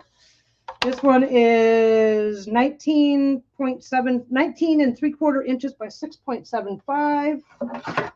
This one is 5.5 by 17, 4.5 by 14.5. I did make that one bigger. I did have a 14.5 wide by 14-inch long bag, but it was a touch too short. Those are the sizes for my things. Just glue these on, regular white glue. Done. And you just, super easy, super simple. But yeah, you just organize it. Organize your. They will quite often ask you. It depends on where you go. They will quite often ask you. You need to tell me where you want the cuts to be, because if it gets cut wrong, it's your problem to pay for that, right? But yeah, so you just do that. You do that, and you have them cut this way first. Straight line, straight line, straight line, and then cut, cut, cut, cut, and you're done. And then if you have any left over, you can use it for other stuff. I just ended up throwing. I ended up throwing it away. I looked up.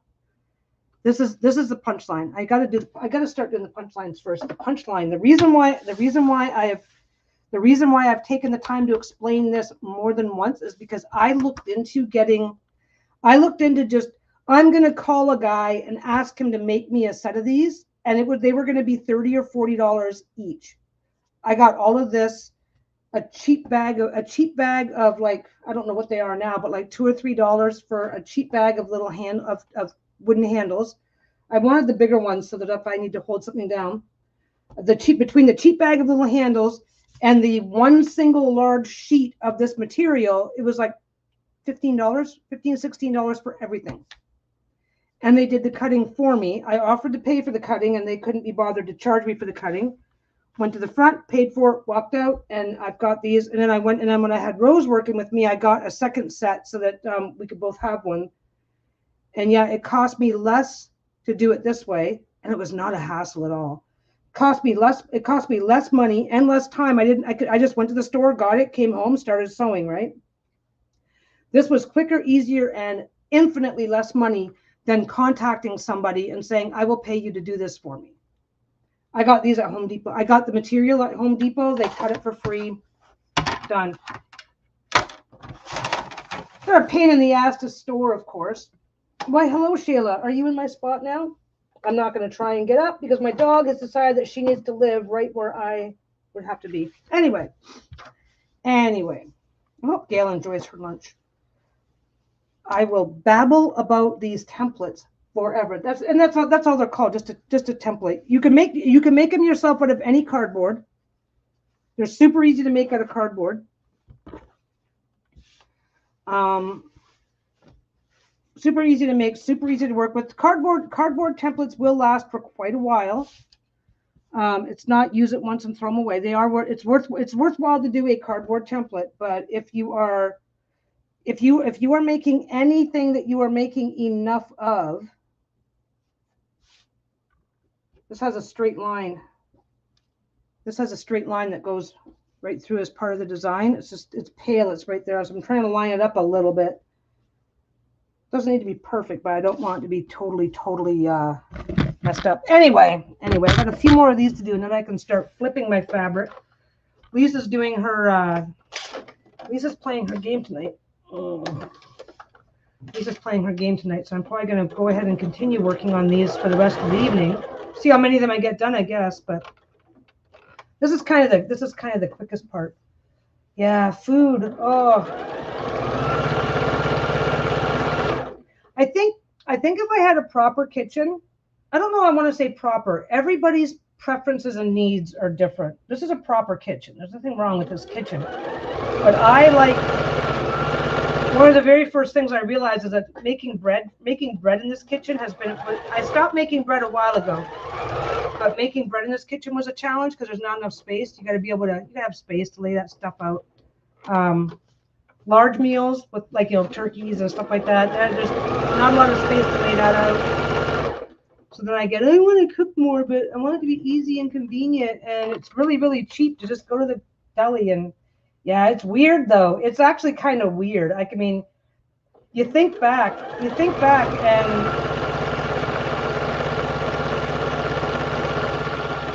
it does seem like COVID, well, not does seem, it's true. COVID had a lot to do with it. Skip the Dishes and DoorDash and stuff like that we're just starting up, and then COVID happened, and so all that shit just took right off.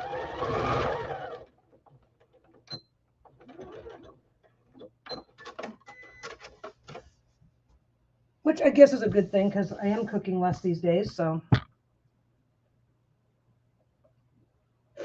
Yeah, our kitchen is tiny. Our kitchen is really tiny. It's a little teeny tiny L-shaped kitchen. It's a fucking mess in there. I'd offer to show you.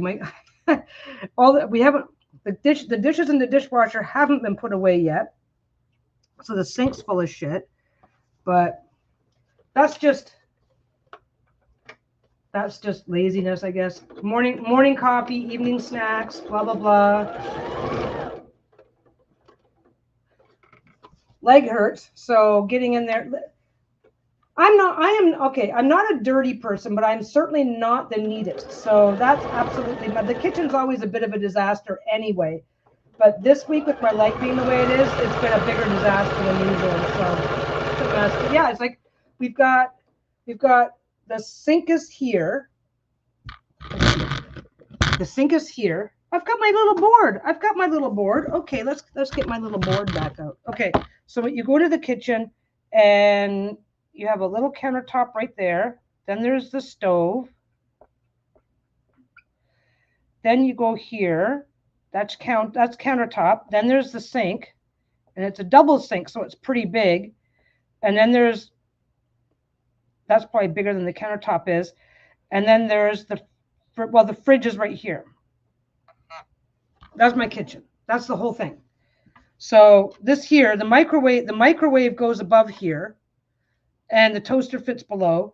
This is in a corner, and I'm short, so that whole section is useless to me. That's where the air fryer actually lives, is back in the corner. Then we've got the sinks. That's the entire kitchen. Yeah, the dishwasher goes underneath this counter here. Oh wait. It's not a huge dishwasher. The dishwasher goes to here, and there's a little tiny cupboard. There's a little tiny cupboard. The little tiny cupboard that's here is so narrow that for me to reach back, I have to get on my hands and knees and reach back to the back of the cupboard. So yeah, so this is the sink. This is the sink. It's a double sink, which I don't necessarily like. I would have preferred a small. I would have actually preferred a smaller sink so that I could have more counter space. But yeah, it's an efficiency kitchen. It's an efficiency kitchen. Now you tell me, and the coffee maker is here, and a few little odds and ends over here. Like these are not huge spaces. This is about this. Our dishwasher is a little on the small side. So this is about the size. This is the size for the dishwasher.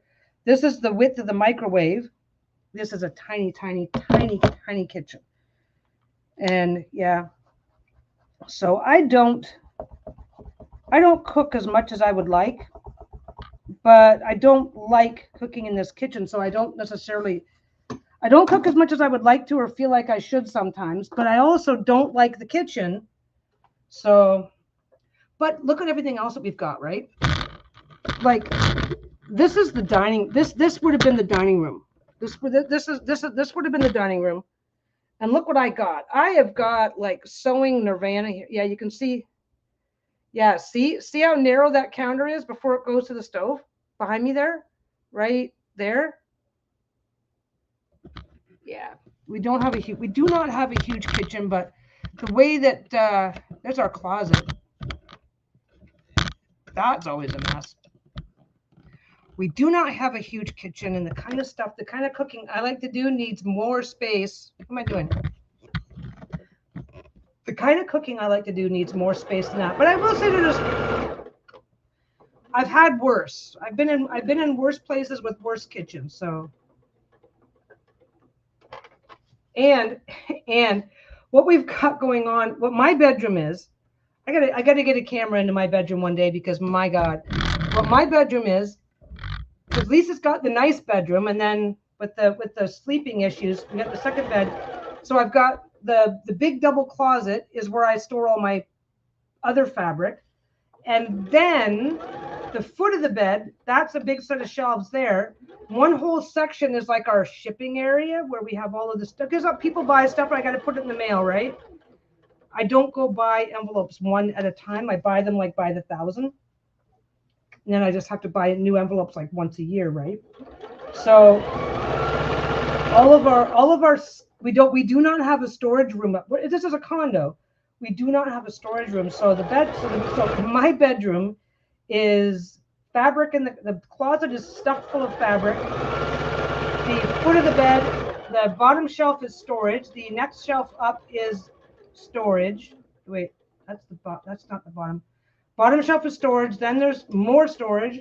Then there's a whole bunch of stuff for shipping, and then there's more storage, including a little bit of extra pantry space. I've got groceries in my bedroom. That's what that room was supposed to be. It's just the two of us. Stephen moved back in for a while, but that room was always supposed to be just a basic storage room, right? So we just cleared up enough space. And like, look at me. Do I look like I'm girly enough to care about, as long as the bed is comfortable, right? So no hardship there, but do I already have black? I'm having some black bags going into the shop this week, if these are the right size. And yep, it'll fit. Sometimes if you have fabrics like this and you're not really sure what's going on, you can kind of see it from here. See, this is the broadcloth, and behind it you can actually see the actual fabric. So you can hold it up into the light, and you can see it. So you can see my white mark. You can see my white mark, right? And then you can see through the broadcloth, because the light here is acting like a backlight. You can see through it enough so that you can double check.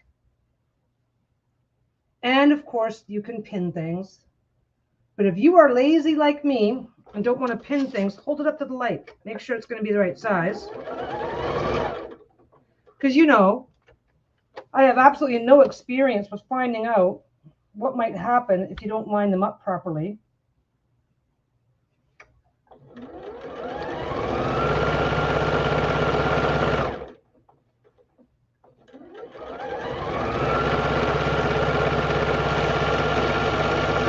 Pinning actually saves you from that problem, but hey.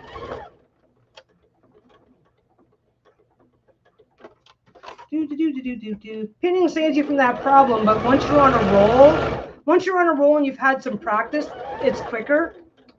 But yeah, you got to be on a roll. You've got to have had some practice. Yada yada yada yada yada. You guys know what I mean.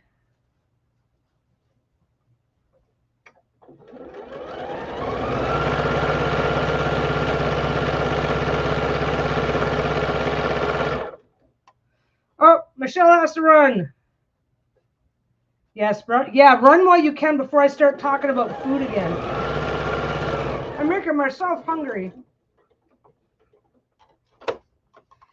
I've got ribs in the fridge, one of those heat and serve meals. I've got ribs in the fridge, a heat and serve thing of ribs, but with Lisa coming home and needing to do her stream tonight, we're probably just going to have McDonald's. Nothing wrong with that, as long as it's not, well, nothing wrong with that because you're an adult and you're allowed to make any decision you like. But anyway,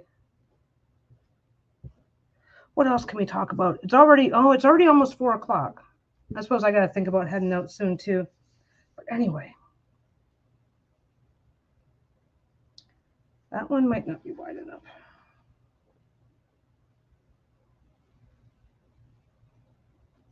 Nope, that one's not wide enough. That's going to become a mini. Last one. I forgot to backstitch. It doesn't really matter if you backstitch or not because you're just going to be flipping everything. But if you do remember to backstitch, then it pulls that tail away from the opening and it's less likely to have a thread sticking out.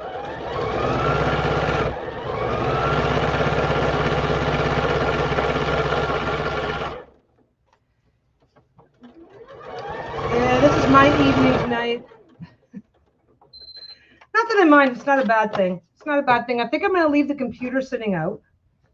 I think I'm going to leave the computer out. Lisa's going to be doing her game tonight. If I leave the computer out, then I can have like some movie, something simple that like maybe a Marvel movie or something where you don't necessarily have to pay close attention, where I can just like look over for the good stuff and then just keep going. Keep going, keep going. Yeah, I'm making myself hungry.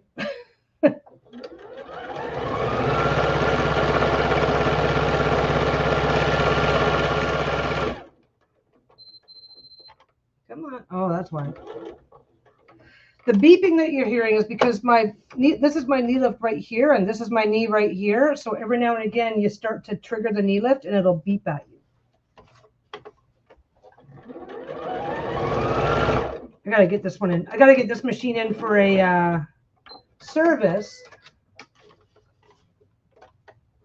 I haven't bothered trimming any of these because I'll be trimming them when I get going with the. I'll be trimming all of that. I'll be trimming all of those off as I get everything else going anyway.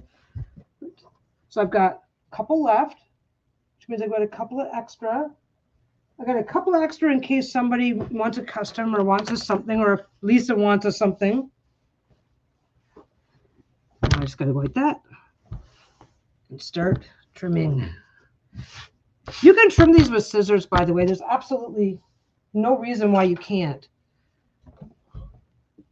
Where are the scissors? Oh, there they are. There's no reason why you can't trim these with scissors. The only thing that you want to really pay attention to, because this is a relatively small thing. So if you have like wonky cuts, like that, hey Kendra, if you have wonky cuts and stuff when you're trimming this, then it may be noticeable because this is a small enough project. So the only thing that you want to do is just try and cut nice and even. Other than that, there's absolutely no reason why you have to use a rotary cutter on these. And yes, I don't know why, but I feel like I get smoother, more even lines if I just pick this up when I'm doing the long side. Don't know why. I think I need to get these sharpened.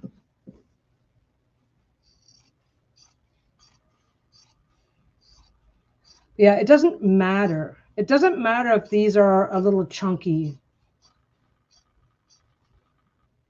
Rather chunky. It doesn't matter. These lines, this does not have to be cut perfectly straight. It doesn't. You do not have to have this perfectly straight, smooth thing. It doesn't really matter all that much. It's just nice if you can. If it's a little chunky, who cares, right? You got to do what works for you. So yeah. Trim it, flip it, trim it, flip it. Scissors go dull super fast. I've actually got the one pair sitting over there is titanium, and they're ever so slightly textured so that they don't go dull, but I've got a couple of pair that are like that. But the scissors, I mean, I don't really care because I've got the rotary cutter, so I do use that most of the time. But it's okay. Sometimes what I do, I'm gonna have to sort this out. Some of these I'm definitely gonna be using different threads for this. So what I'm gonna be doing is I'm gonna be making piles based on the color. And since I already have the black in, what I'll do is I'll go through the pile, get everything. I'm trimming, and you can trim and flip all at once, or you can do it in. You can trim then flip. Any system that works for you, really. There's no rules on how that goes. I will say this one's an interesting one because usually, okay, this is a purple, right? And you got the black, and it's like, oh, I want to make sure you don't want to cut your thing, right? I'm just making some regular small bags. I just thought I'd turn on the camera to shoot the shit. Most of the time, you're going to flip this backwards so you can see that thread really easily and do your trimming, right? Only this one is black. This one is black on the front, black on the back, and it's difficult to see that thread. So if you're not sure, it can be easier to flip it back to the front because the little tiny bit of that This is just these are just a chalk pencil, but the white from that chalk is still visible. So with that in mind, I'm going to cut it. I'm going to trim it from the front. And I'm going to wonder where the hell my ruler went.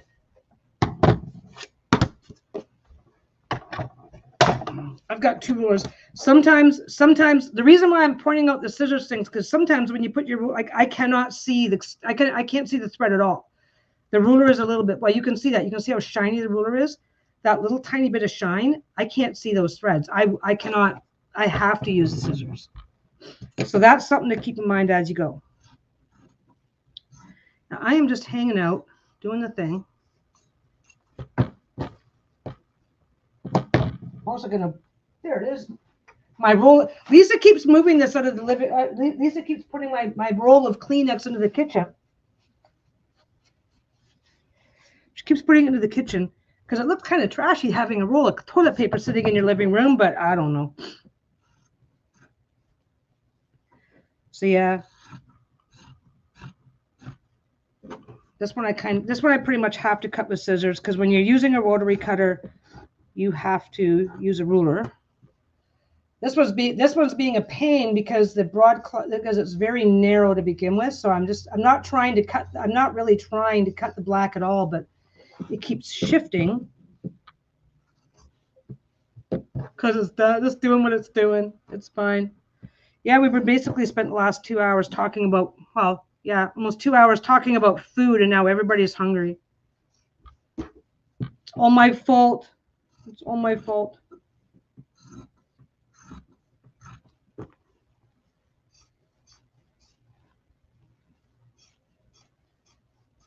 If you sit right and angle your garbage pail just right, the entire works will just slide off into the garbage, but I'm not set up like that right now. There we go.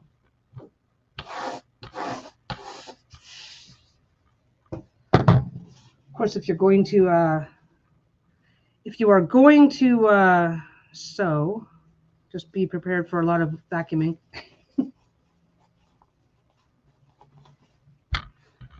Anyway. Well, at least this camera's like cooperating today. It doesn't always.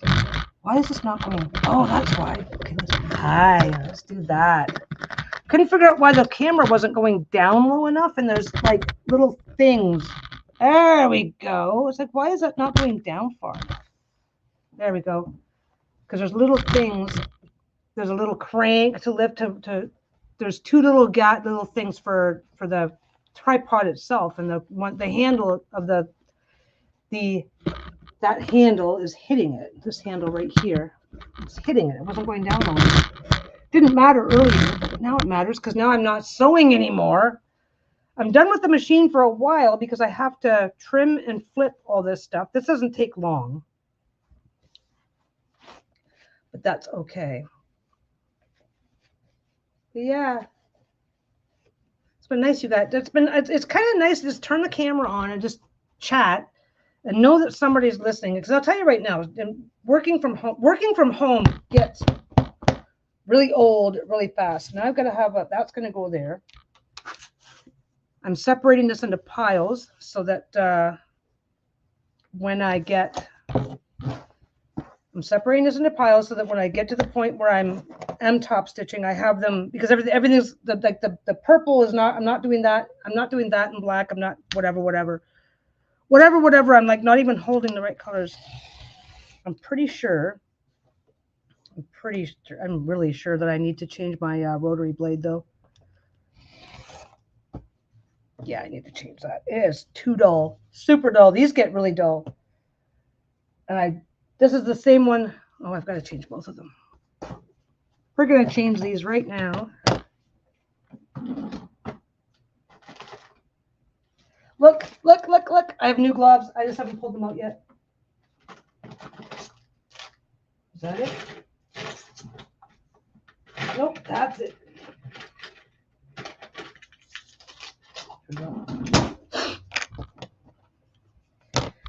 Little tiny bit of scrap. Oh wait, let's just dig through the garbage for a while. That might be the easier one. This is just that piece of batting I was cleaning the dry erase with.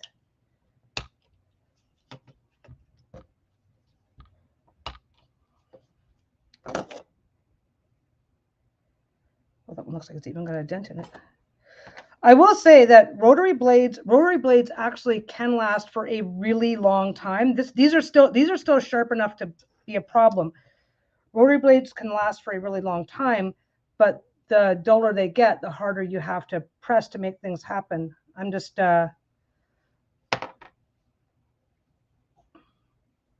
this one's got some debris in the screws. So I'm just going to clean that up a little bit. That's just it's just little tiny shreds of fabric, and the blade itself, there we go. The blade itself has got the tiniest bit of oil on it. These have got oil on them. And there's two. They've got a little bit of oil on them. I'm assuming to keep them from rusting or whatever while they're in the store waiting for us to buy them. And unless they are really, really oily for some strange reason, you don't really have to do anything about it. And since we do have a sharps container for the dog, I'm going to go put these in the sharps container. I'm going to be right back.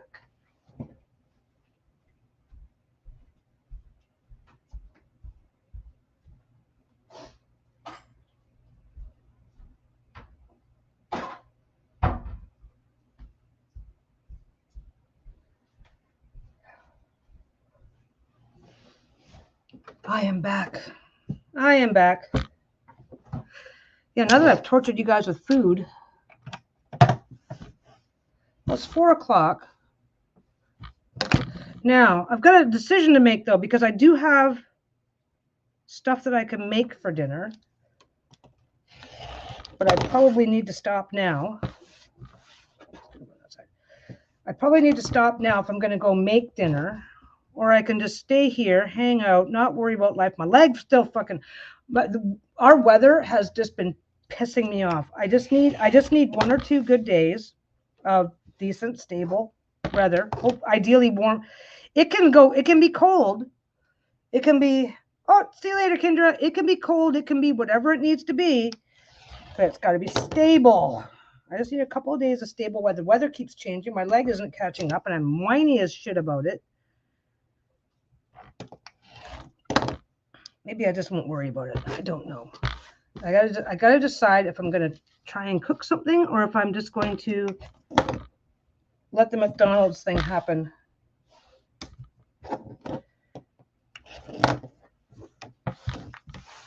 Yeah, I don't know if anybody noticed. There's only a few people here. Everybody's getting ready for their own stuff.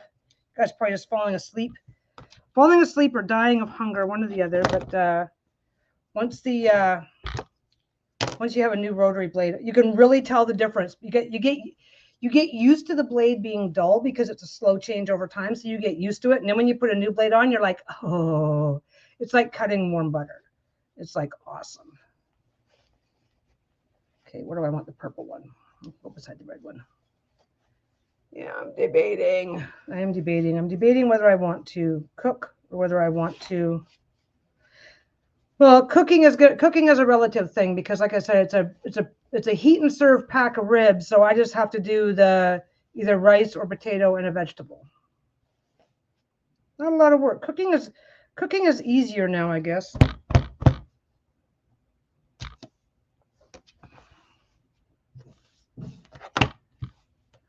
But the heck with it. You know what? If I do the McDonald's, I can get more work done if I have the McDonald's. I could do that. It'll be fine.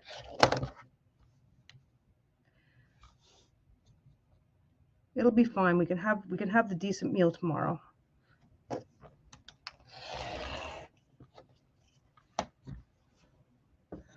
Almost dying of hunger. Yeah, exactly. It's like I've been talking about food for like 2.5 hours. It's like, oh, I need to stop. I'm torturing you guys and I'm torturing myself. Quick. What should we talk about? Change the subject. Change the subject. Did our chat on giants yesterday.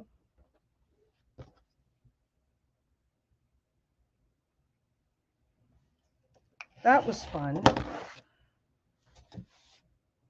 It's kind of one of those things like there's something we could have went on about for 2 hours. It's kind of funny. I love conspiracy theories. I love conspiracy theories. I don't believe everything I hear. But I believe that anything that's reached a point of getting the public's interest, so I believe it should be taken seriously, not just dismissed out of hand.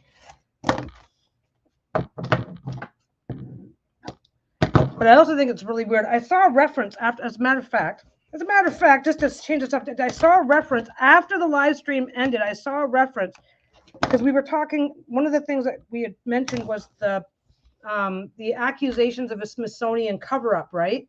Well, that's been thoroughly debunked because the Smithsonian said there's no cover-up. It's like, what independent group has confirmed that there's no cover-up, right? And I should have saved the link. I should have saved the link. Maybe put it in the sewing group, because the Facebook group for the sewing is like supposed to be it's supposed to be for anything that we want to talk about. The Facebook group is like that way if you're, no matter what you're talking about or what your project is, it's like, oh, I'm making a witch's hat. Nobody's going to make fun of you because it's not grandma's quilting group, right? But one of the things that I came across was this, because one of those things it was a link that was still up, but I guess I hadn't looked at it or something.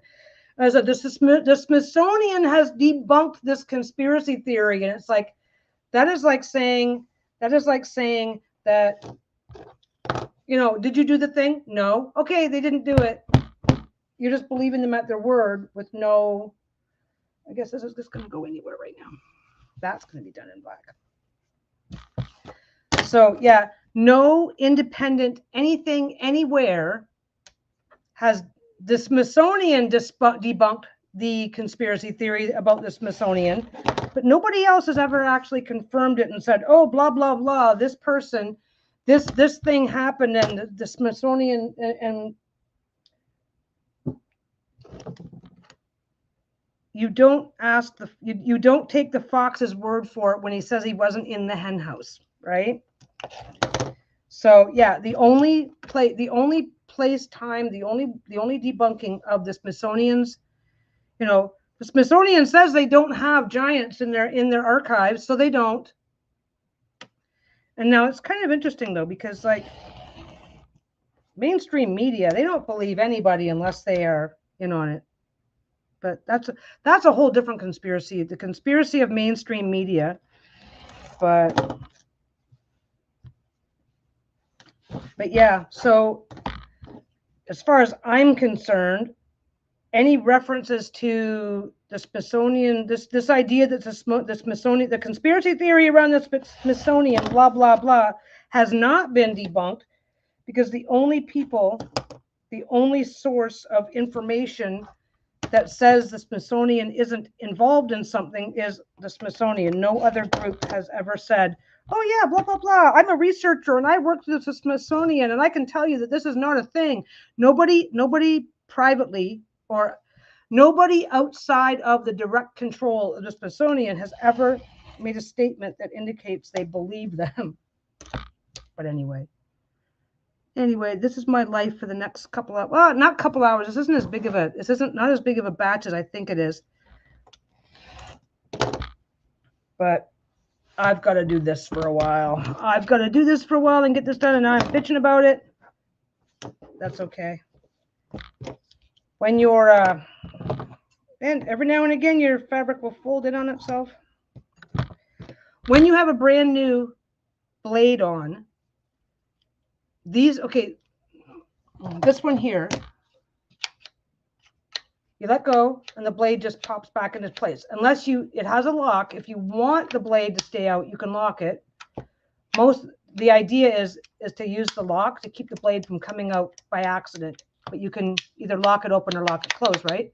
As soon as you let go, it comes back up. Okay. That part's fine, because then once that's up there, you can still like scrape yourself a little bit on this, but these smaller ones don't have a spring in them. So when they're open, they stay open. There's nothing special that holds it open. You've got to remember to close these, because when these are fresh, they are as sharp as a razor blade. And so one wrong move, grabbing the, grabbing absentmindedly and grabbing this, you can literally cut yourself really badly. I don't want you guys to be, I don't want anybody to be scared of these tools. These are great tools to have. I just want you to be aware. My biggest thing is the reason why people get scared of this stuff, because they don't know enough. They go grab it, get cut. And then it's like, oh, this is horrible. I would rather say, hey, take your time, be careful, and recognize that this is really sharp. So that you remember to be careful with it, because as long as I cannot cut myself on this unless I leave the blade up. Okay. But just, it's like anything. Nobody hands you a set of keys and goes, oh, look, you're a driver now. Hop in, off you go. Put the foot, there's a learning curve. So just keep in mind that the smaller cutters, this one too, this one's a teeny tiny guy. Same thing. It does not have a spring of any kind. Those have a spring in it. This does not. So you have to remember to close it on your own. When the blades are fresh, the blades are sharp enough to cut you even when they're dull. But when these blades are fresh, they are as sharp as a razor. Keep it in mind. Don't let it stop you. That's why I always say push away from yourself, because if you do this, you're asking for a problem.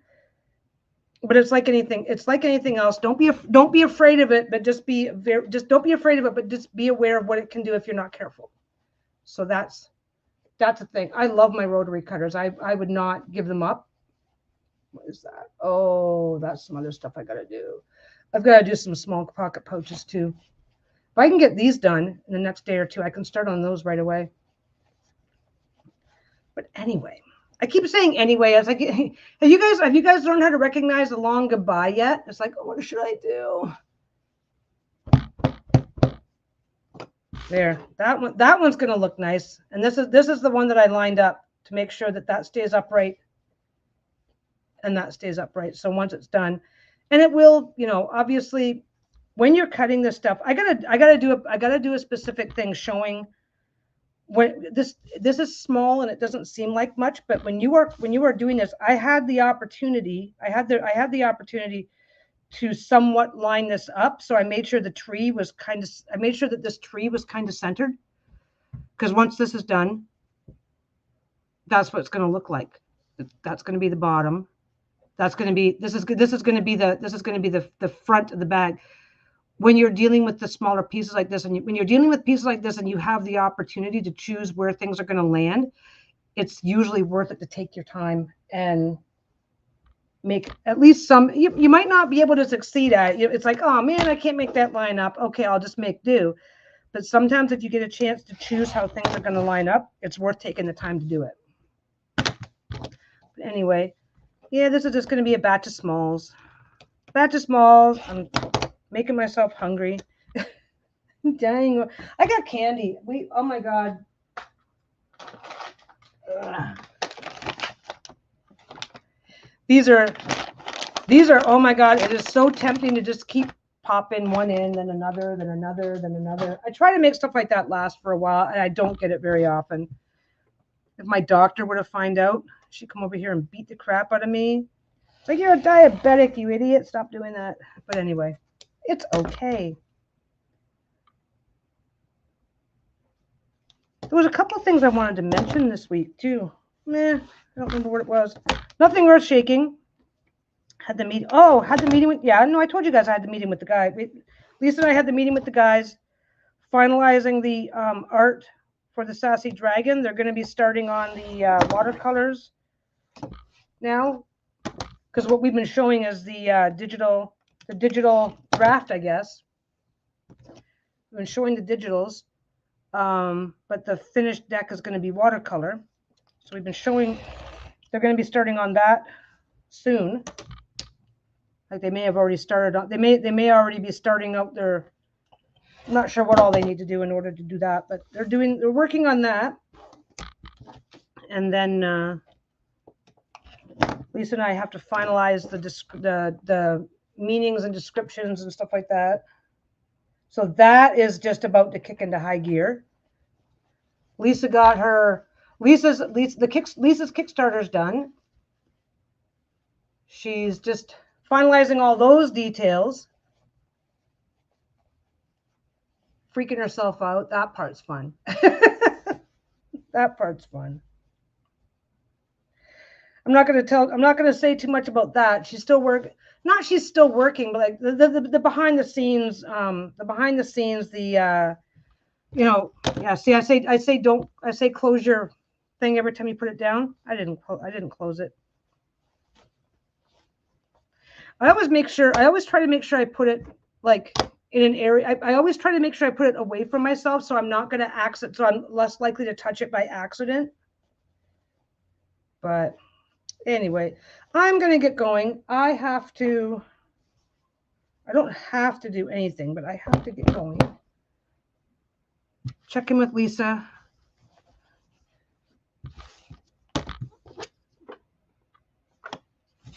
Why did I do that? Let's do that. Check in with Lisa, see what she wants. Well, not see what she wants to do. She's doing her game tonight, so that's. I don't know what they've got like. I think they finished the one game, and I don't know what they're doing. I never know what those two are doing. They're both crazy. Anyway, I'm gonna get going. I will see you guys soon. I gotta get my mouse so I can do stuff. I'm going to get going. I will see you guys soon. You guys have a great rest of your week. This Friday for the paranormal chat, we're just going to jump down the rabbit hole and see where we end up. So we're not going to try too hard on that.